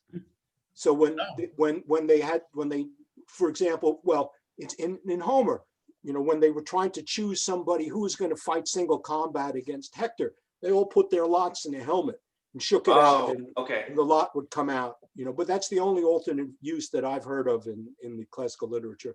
There's no depictions on vase painting, for example, of right. I was going to say that. and I feel we would have seen that. I feel like if there was another form that used it, we would have seen it. For example, there was a very common illustration in the vase paintings that they're wearing it kind of like they're wearing it kind of like a hat instead of a helmet. I'm sorry, the Corinthian one I'm talking about. They're wearing it, and that's very, very common there. They when they're not fighting. That's just like, you know, a tank commander has his head outside of the tank when he's not in battle, so he can see and hear better. So this was something where they would have, you know, they didn't have a visor, right? If they had a visor, they'd have the visor up and they could bring it down when they got into combat. So here they would just put the whole helmet back and then just lean it forward when it looked like they really needed it. Right. But what I'm saying is that we see so much of that we could confirm that yes, they were definitely wearing a helmet halfway like that, because you know it made it into the artwork. The most famous image of Pericles is him wearing that helmet back on the back of his head. Right. He's playing. Now, Sergio, a stupid question. I see the feathers right on top. Obviously, they didn't survive today's date, but was there a distinction between somebody wearing a feather and somebody did not? You talk about the crest, the Spartans on the bottom. Correct. Yes. Yeah, absolutely. They were rank. So the one usually, if I'm not mistaken, the one that has a crest from side to side, kind of like a peacock, he would be the commander. Let's just say I don't know exactly his title. And then the one that has the crest going from side to side, kind of like a horse, that he would be under him. At least with the Romans, I know the centurions wore the crests from side to side. I don't know whether that's true in the Greek period. I think there's a lot of evidence that they didn't even wear the crest in battle, that it was only something that they wore for parade use. Good point. Yeah, I don't know for sure, but I would imagine that and it was made of horsehair primarily, not feathers. Yes, horsehair. But I will say is that the Spartans were wearing those helmets around that time. And oh yeah, so that was the point I was trying to make. Why did they wear those helmets if it protect them less? Well, perhaps they didn't think they needed that much protection because they were Spartans. And so they rather go with a helmet that was, less confined and allowed them to see better, hear better, and obviously breathe better. And it wasn't as hot. And so that's what the helmets that they went with. Sergio, that makes them appear taller. It also had to do with the is that right? It made them increasing taller? emphasis on generalship. I mean, when you didn't have orders, it didn't matter how well you could hear. At the point where they started having greater amounts of organization in the force, the ability for people to hear what's going on became much more important. Well, I just have one question. The Phrygian helmet, that survived as a symbol of freedom. It was a symbol of the French Revolution, the Phrygian cap made out of cloth, but it had the same characteristic little knobby projection. I could dig one up on the internet, but believe me, it was a famous symbol of the revolution. Is that right? How did it become associated with freedom? Under the Romans. How did that happen? So you see people wearing a Phrygian hat, that means they were a manumitted slave. Well, okay. I was going to say that helmet models the hat, the Phrygian hat that even the Peltes will wear. So, and what it's symbol, I don't know, but you just said they were servants. Right. It's a traditional thing in Asia Minor, that shape. Yes, exactly. The Thracians wore that, and so forth. What was I going to say? Oh yeah. So and then the top right is the Peltis Soldier. As you can see, he's got that little crescent-shaped shield. But you notice he's wearing looks like leggings, which is usually the way Persians are depicted. So I'd be wondering whether that's a Peltas or a Persian.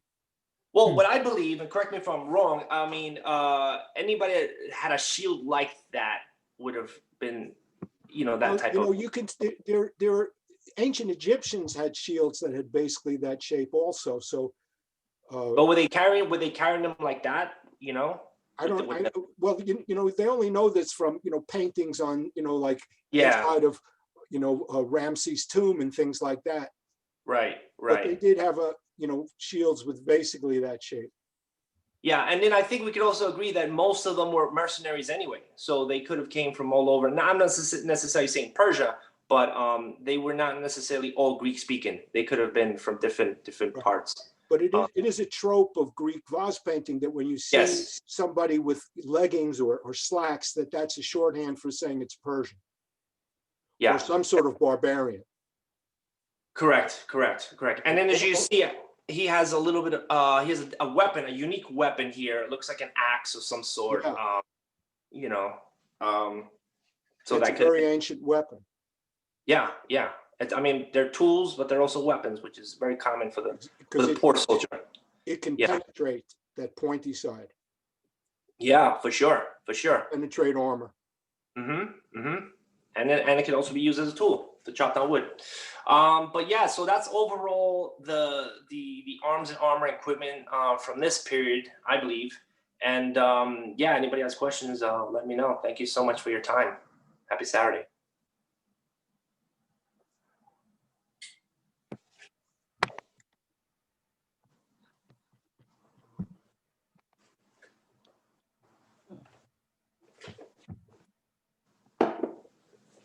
By the way, John, did you finish your presentation?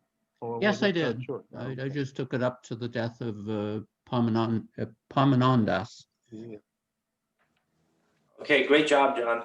Thank Oh, you. thank you. Yeah. And thank you. Yeah, everything. Very interesting, both of you. Yeah. Another soldier. If I may ask, are we finished? And is there time for an overall question? Of course. Yeah, I'm done. I have a couple of questions, and then obviously, thank you, John. Thank you, Sergio. First thing I wanted to understand: what's happening with Messina and them revolting as a helots? That's the first thing. And was there any support that was given by Thebans to help Messina, John? Good question. Good question. Well, Yeah. they by the way, the Spartans, because of Messenia and because of the structure of their society, they could not really go away from their territory for very long. They like I remember during the Peloponnesian War, the maximum major campaign lasted maximum like 1 to 1.5 months, and then they had to come back, and then they have another one because they had to make sure that they keep the helots at bay. But as you know, one of the major things that the Boeotians did, Thebans, is that they basically deprived them of helots by conquering Messenia. And that was the the end of Spartan prosperity. So right after that period after Battle of Seleucia. And by the way, they could have destroyed Sparta at that time, but they were advised against it by the rising power at that time, who was the Jason of Therae, a Thessalian. And they kind of like, because he thought that if they would really go and destroy Sparta, they would create this balance. But Spartans right after that period, after the Battle of Seleucia, am I pronouncing? No, I mispronounced it. Right. Didn't at one point Epaminondas, helped the Messenians to build the wall for Spartans, right? So that they won't be any attack. And I guess the second question I have is famously our Constitution and Jefferson used Spartan structure more than he used, even though we do refer to democracy, Athenian democracy, but he didn't like the way it was conducted because of combination of democracy and oligarchy. Does anybody can comment on that? Why the Spartan way? And then therefore there was no civil war within Sparta, and therefore he liked that way better, the Spartan structure, than democracy of Athenian. Does anybody can comment to that? You said Jefferson is the one that was yeah, our Constitution. I don't know exactly. Jefferson. Yeah, I don't know exactly what he had in mind, but I could only say that in Sparta, first of all, there was a tyranny for helots, but as far as the Spartan society is concerned, it was not a tyranny because there were two kings, they were also the main body of The E-force. all the, yeah, that's right, E-force. So in a way, there was a balance of power there, and so I don't know what he exactly meant, but I could see that he thought that that was pretty stable. He said that he liked the precedent to our United States democracy than the Athenian democracy, because he thought Athenian democracy being almost utilitarian as far as. I mean, as I understand it, there really wasn't all that much Spartan democracy. There was an acclamation in the choice of, I don't know, it was archons or generals, but where basically it was something like somebody would go inside a hut and the army would bang their spears against their shields for the different competing candidates, and the guy would come out of the hut and would say which one was louder, and that would be the guy that would win the election. But I think that was, that was like the limited case of any type of democratic procedure in Sparta. And all of these ancient Greek polis had assemblies. Whether, the Athenian assembly was sovereign and voted, but all of the Greek polis, even in Homer, they had assemblies where they would meet, usually to hear what the policy was and what they had to do, but also to speak, even though they didn't make the final decision. Right. Yeah, Okay. Even in Sparta, they had it. Yeah. I guess, I'll open up the questions. Mark had a question. Everybody else had a question. Go ahead, guys. Yeah, if you don't mind, if I go, one thing I struggle with these presentations is the fact that I don't know that much about ancient Greek history, so I have problems putting them in the timeline. So what I'm thinking, I'm gathering, correct me if I'm wrong, you had a rise of Athens, you had the Peloponnesian War, you had this period, and then after that, sometime Alexander the Great. Is this correct? Pretty much, yes. Yeah. Okay. That's why our next topic on, going toward this would be the Philip. Philip of Macedon. Yeah, I will. Yeah. I will do the presentation on that. A lot of people don't understand the importance of Philip in the further development, and the Alexander would have never been able to do his conquest if Alexander got he was quite spectacular. He conquered Asia, but it was Philip who started the family business. And who Philip created developed the the army, who really reorganized Yes. a lot of things, and really started to create an empire and dominated the Greeks. Yeah. Right. You know what I realized? Now you guys were talking about Diadoches. I think we only have 2 sessions allocated to Diadoches, and I think it's not giving it justice. Yeah. We got to give at agree. least 4 or 5 sessions to it. isn't there a talk on the Hellenistic period? I think there are 2 Hellenistic, I'm doing one, but mine is mostly going to be about social history, not about political history. Right. So I think we definitely need more than one. That's a 300-year period, and it's very complex. So Mark, if you want to learn about this period, this is a good time for you to step up and maybe do one.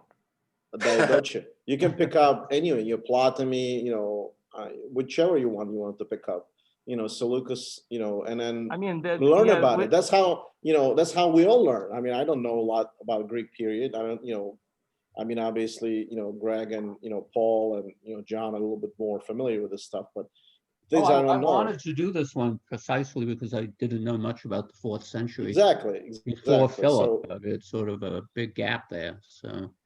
Exactly. But there are also the Diadoches, one thing, but then after this, what we call Hellenistic period, there were the 4 Macedonian wars, Syrian wars. I mean, the Rome getting involved. This is very interesting period, very elaborated. Titus Livy wrote a lot about that. I read his book, was very interesting. So I don't know if we do justice to that period. Right. We haven't even done well. Parthians too. I want to dedicate a session to Parthians.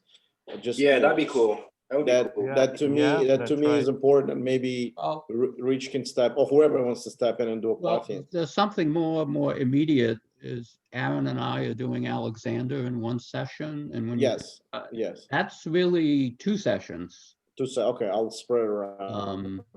because if you think of if and you maybe guys like can- very detailed, you know, Yeah, political and yeah. military accounts. Oh yeah, we go with slow. maps, I mean, so that's right. going to be 60 slides. Yeah, his Greg has a career. good point. We don't want to rush through history here. We Yeah, want yeah. we That's want to savor it like a good cheese and wine. exactly. Mark and Mark can Sounds good. Mark can I guess allude to that as well. Absolutely. Good wine. We're doing it, and that's why we're doing it, because now you guys are learning. We're all learning, as we're learning from from doing it. That's the only way you can learn. Like I'm doing the electric vehicle presentation because I don't know much about it, and Mark, we can probably take it offline. You want to help me with that, but that's one of the reasons. I want. I used to, in my old life, I did fix cars, but I wasn't electric vehicle by no means. It was in the 90s, 80s, so it's not. So I don't know anything about it. So Bitcoin, I didn't know anything about it. I wanted to learn, so I created a session so people could educate themselves. This is what we're educating everybody on things, and this is we're educating on this. Like next week, we're doing USSR versus United States and this Cold War. Not a lot of people are really familiar with the intricacies of it as well. And I don't know if Anna's around, and maybe one day she can do CIA with two brothers that she mentioned. I forget. I keep forgetting. And she did it for Anne was with the CIA. no, she can do the two brothers that started the CIA. It's Alan Dulles and John Foster I Dulles. think Yeah. she's here. Maybe she could speak for herself. Yeah, because Sam just told me, he actually wanted to do cold culture, and apparently he didn't know what he meant. So that session gets dropped out somewhere in March. And if anyone wants to pick it up and do CIA and stuff like that, we'll be more interested to learn that as well. So, and then I think we need more subject matters. After Xenophon, we don't, and Homer, we don't have anything on the ancient writings. So if anybody can suggest something, it would be good.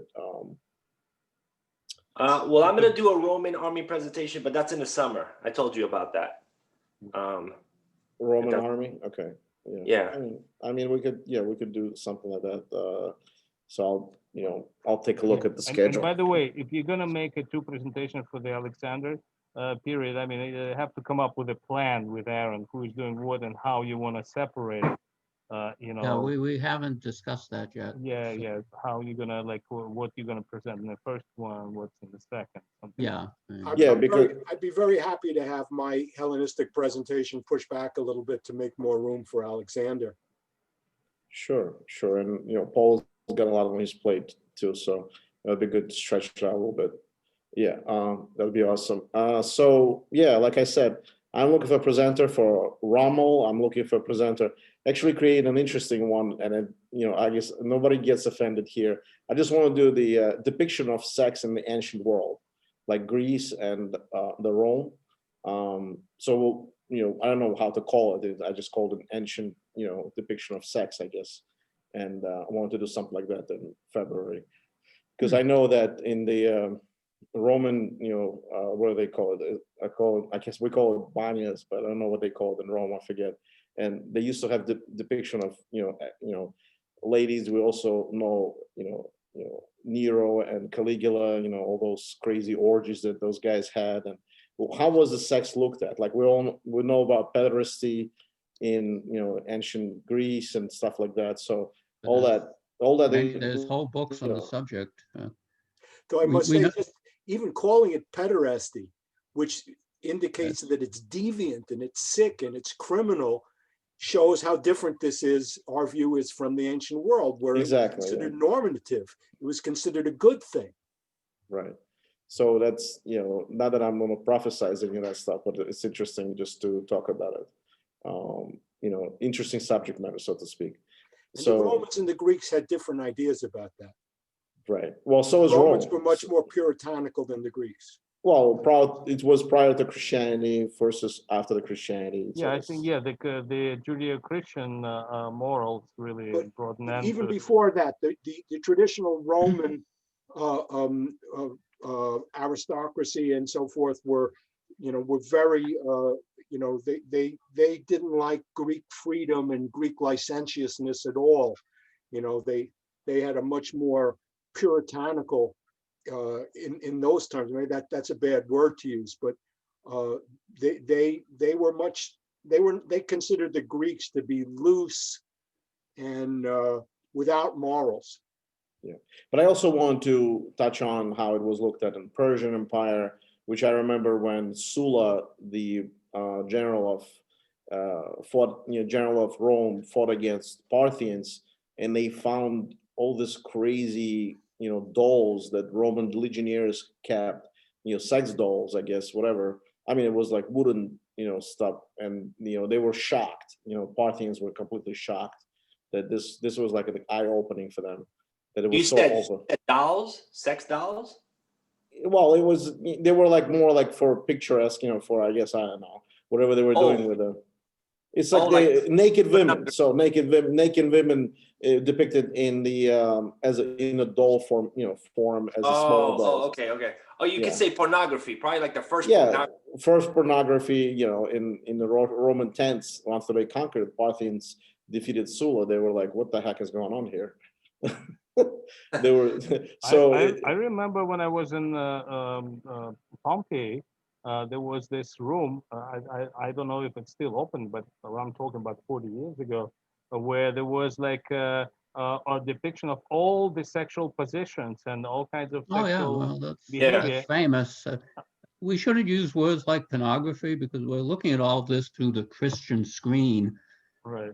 Sexual habits is they did not think pictures of nakedness were pornographic. I mean, they didn't really have the concept. So it's very strange. Nudity was much more common in the streets. But there's a difference between pictures of nudity and pictures of intercourse. Yeah. Right. So, and also it's a big mistake just to talk about the Romans, because the Romans of the 1st century AD compared to the Romans of the 2nd century BC, there's complete change in morals, complete change in their outlook towards what is correct in society. Right. So we look back and we say, oh, 200 years doesn't mean anything. But think today about what 200 years means. 200 years meant an awful lot in the ancient world, just as it means now. Right. But the most importantly, I wanted to connect it to Spartans, right? In the big, when Spartans fought Xerxes, I know it was only 300, but there was reserves and they were easily, I guess, resupplied. Now we're talking about them fighting against Thebes, and there's probably 1,000 of them left. They have no reserves left because they have this whole concept of screwing women at night, and they weren't seeing them during the also the kind of agoge. Also, when they defeated Athens, right? They were they replacing Athens with the democracy of Athens with their their agoge camps. I mean, who wants to go through that shit? Like that was all about this growth of mercenary service, right? Because and the Spartans were very much in the forefront of making that happen. And the result of that was to decrease the number of Spartan trained warriors and to decrease the agoge system, because you use mercenaries. And also the results of decades of warfare. So at the point that you get to Leuctra, there just weren't, I mean, the number of Spartiates, of agoge people had gone maybe 20 years. The Spartans could put 10,000 of them in the field, and at Leuctra they could put 1,500 in the field. Right. It was dwindling, obviously. I mean, they were amazing warriors, hands down. But how many of them, were there? I'm sure, Thebans used that to their advantage. There wasn't that many that could really fight like agoge ones. So, yeah. And the new arms. I mean, I was just looking in my notes here about the Peltes. In 390, an Athenian mercenary general named Iphicrates, who championed Peltes, attacked 600 Spartiates with Peltes using hit and run tactics, and he broke up the phalanx and destroyed the Spartans in 390. Yeah, they were like one of those people that they didn't want to change, and I'm sorry, you have to change. Yeah, and nothing like a war to show you what works and what doesn't. Exactly. And then and that's why I wanted to talk about sex, because now they didn't really procreate as appropriately and grew their society, and that they can throw into agoge camps and get through all this stuff, because they didn't really have the concept of the family. Go ahead. I have a question about, we know a lot about Latin sexual vocabulary, but there's a lot of graffiti at Pompeii. We know the words for pretty much everything, is my impression. Do we know much about Greek words for various things? Any of you with better Greek than mine? Well, for example, I mentioned this in my art presentation. The Greeks had a word called porne, which is where Yeah, pornography comes which from, just means which- evil. which referred to what we would call as common prostitutes, as distinct from the heterae, which were basically the high class escort type people, who were women who were trained in singing and dancing and music and literature, and were a very, very different thing. So we do have those two things. Greeks had different words for a lover and beloved, right? So the lover was basically meant the older man. The beloved was the younger, late adolescent boy, young man, who was the beloved of the lover. But do we know their obscenities? Did they ever put them in literature? The Romans did. I mean, No, but I know that Egyptians were sick, really, completely. There was so many freakish things that they were depicting, through either charming choreography. culture. Yeah. So I think we'll start with the Egyptians, as I'm going to talk about sex, because to them it was just completely, Yeah, it's a bit of a shock the first time you see certain hieroglyphs. That was just. I don't know about Mesopotamians. I didn't really see a lot of that, but It's They're more modest than the Egyptians. I mean, the Mesopotamians had this idea of temple prostitution, Yes, right? we know from Herodotus. And we know it from ancient Near Eastern sources as well. And one of the main characters in Gilgamesh is a prostitute who is it's not a dishonorable situation. She's an important character who basically civilizes Gilgamesh's close buddy. And that's what Phoenicians, right? They professed that whenever they went, they would offer the virgins to the pilgrimage people. They would used to come in, and they were like, okay, here you go. You can deflower this, deflower that. And if there was an ugly, so to speak, a woman there, she was there in the temple forever, because nobody would want to, I guess, deflower that at that point. I mean, that's how it was explained. In fact, I was looking into like Sicilian culture, and there was a couple of temples that was Phoenician temples prior to the invasion of Lombards and all that other stuff. And they were, they particularly were talking about how the women were kept in temple and Phoenician temple and offered. There's a lot of. In the ancient world, these stories get passed down by people's enemies, so frequently they'll take a rare incident and make it sound like commonplace. It's done all the time. So you have to be careful about how, the Phoenicians practiced child sacrifice. How common was it? Was it, I don't think we have the answers to that. So. Well, they recently had been proven that it actually was pretty common. Yeah, I saw this. They found the remains of children. Yeah. And they were able to look at DNA, and they said the children were toddlers, and there was a lot of. But John's point is, we don't know how extensive that was. We don't know how common it was. There are basically, stories in the Greek mythology about human sacrifice as well. Quite a bit of it. Iphigenia was a human sacrifice. There are human sacrifices throughout the Iliad. Achilles kills 10 Trojan youths on the funeral pyre of Patroclus. So, the human sacrifice was not, unheard of, even in places like Greece. Yeah, right. I guess, it probably was looked at, and, I don't know if that's true, but, Phoenicians, at one point was in Tyre, now then Carthage. So they're kind of looking at two different places, and they put two and two together. But again, their enemies could really be evil and say, they might have saw it in one place and, professed it to the rest of the world. But Phoenicians were the seafarer people, so they had Also, colonies everywhere. Some of that comes from, biblical orientation, basically, the Akedah, which is the story of God commanding Abraham to sacrifice Isaac, Right. is interpreted as being a polemic against the child sacrifice that was being carried out by the Canaanites, who were the neighbors and surrounding the Israelites at that time.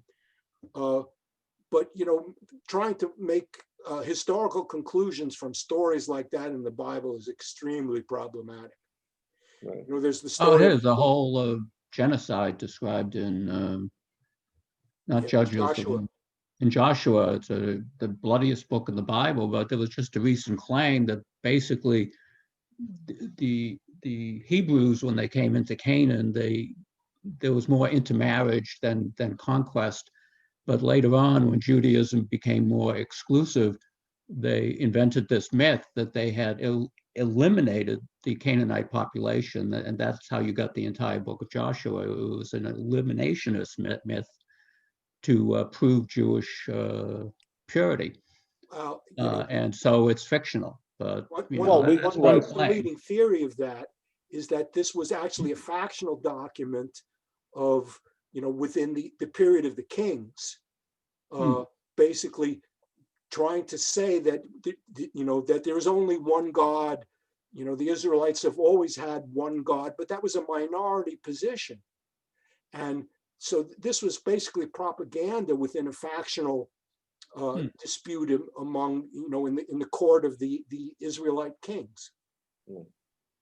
So another example of that is Lot. You remember the story of Lot, where a bunch of, some angels come to where he is, to Sodom, and he gives them hospitality, and then the people of Sodom come and demand that he hand them over. And Lot says, well, take my daughters. And a lot of people look at that and say, well, what? Go take my daughters? There's a lot of really difficult to interpret stuff in that book.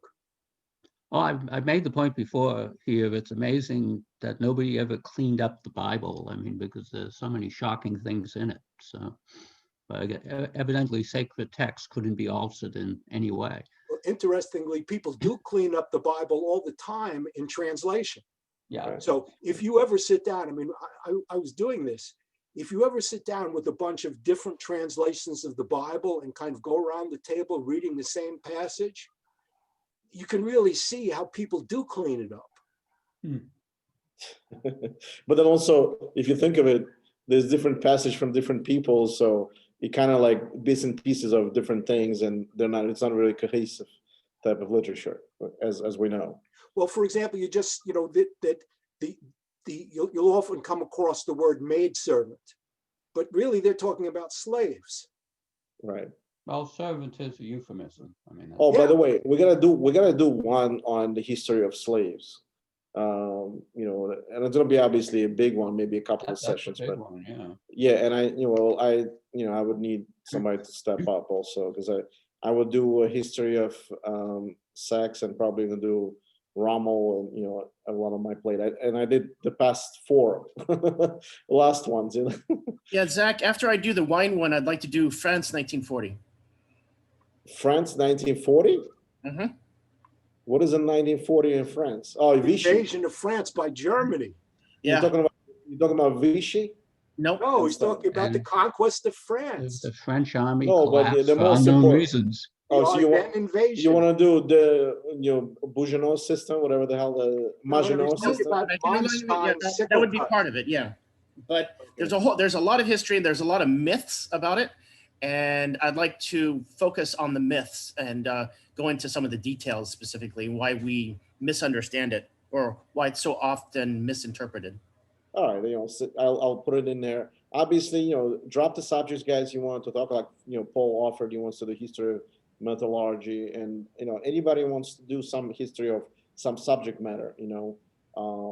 Let's do it. And it'll be interesting, because I started that subject matter, and I've been getting like 15 to 20 people on Thursdays, whenever we hold one, I have to do the EV. I didn't do the EV last Thursday because I did the Idi Amin, and the next day was, EV. So it was kind of hard to manage the two. And, but I have it prepared. So, and we'll talk about Mark on how to contact to it. I wanted to focus on 3 different companies, which is Tesla, Neo, and Xpeng, but we could probably expand to other things, and then, Do you want to talk about the EV now? No. I mean, people probably not going to be interested. We can take it offline and stuff. And I just want to thank John. I mean, we can stay online with you and Mark. Me and you. I'll wait for you. Yeah. So I want to thank John. I want to thank Sergio. Incredible presentation. You guys did an excellent job, and we'll continue the subject matter. But on Thursday, if you guys may join us, a history of beer, and then USSR versus USA on Cold War next Sunday, and Xenophon, and then therefore they're on. And please read the book on Xenophon and Abyssus, because it's always good to have a discussion, and we always have a great discussion. So now, thanks. Yeah, Mark, I hope to see you on the history of beer on Thursday, ancient history beer. Yeah, because Sergio, you're doing that, huh? Yeah, and you're all encouraged to sip your favorite brew, so we could talk about it. We could analyze it. Any brew that you would want us to maybe kind of like buy before, No, I'm not an expert in any way. It's just a friendly discussion, I could recommend one. Yeah, tell me. There's a you probably could get it in New York. It's a brewery out of Delaware called Dogfish. Yeah, I know Dogfish. Yes, they have one called Midas Touch. It's actually discontinued, believe it or not. Oh no, really? Yeah. So I did this presentation some time ago, and they have 2. They have the Kenthet, which is the Egyptian one, and then Midas Touch is the Persian one, which has supposedly some of the original ingredients. Yeah. But even then, that was really hard. Why to find.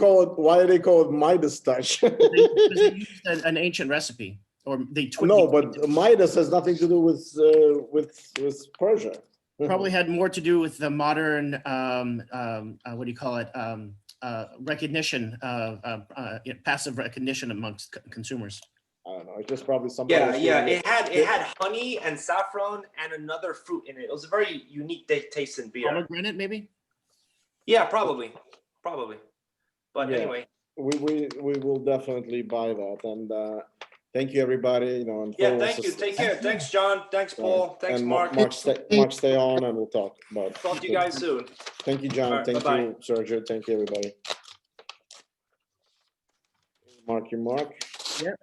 And, so we're on. First of all, the history of wine. You're good with that, right? Yeah, I will do that. I haven't worked on it much, but I will do that. Yes. How are you feeling? In general. Happy New Year. You're obviously you lost your favorite animal and stuff. I apologize for that, but Yeah, I gotta get. I didn't. I was hoping to do something during the break, and something happened during the break, and I didn't. So I gotta start working on that this weekend. No problem. I mean, it's probably 40% finished. So let me pull up the presentation that I'm thinking of doing, and then Yeah, please. and you can comment on it. I mean, it's not done yet because I didn't really. I mean, all truthfulness, Yeah. I'll be truthful with you. I just couldn't prepare one day off. I couldn't prepare. I did Idi Amin a day before, and I did this, and I gotta.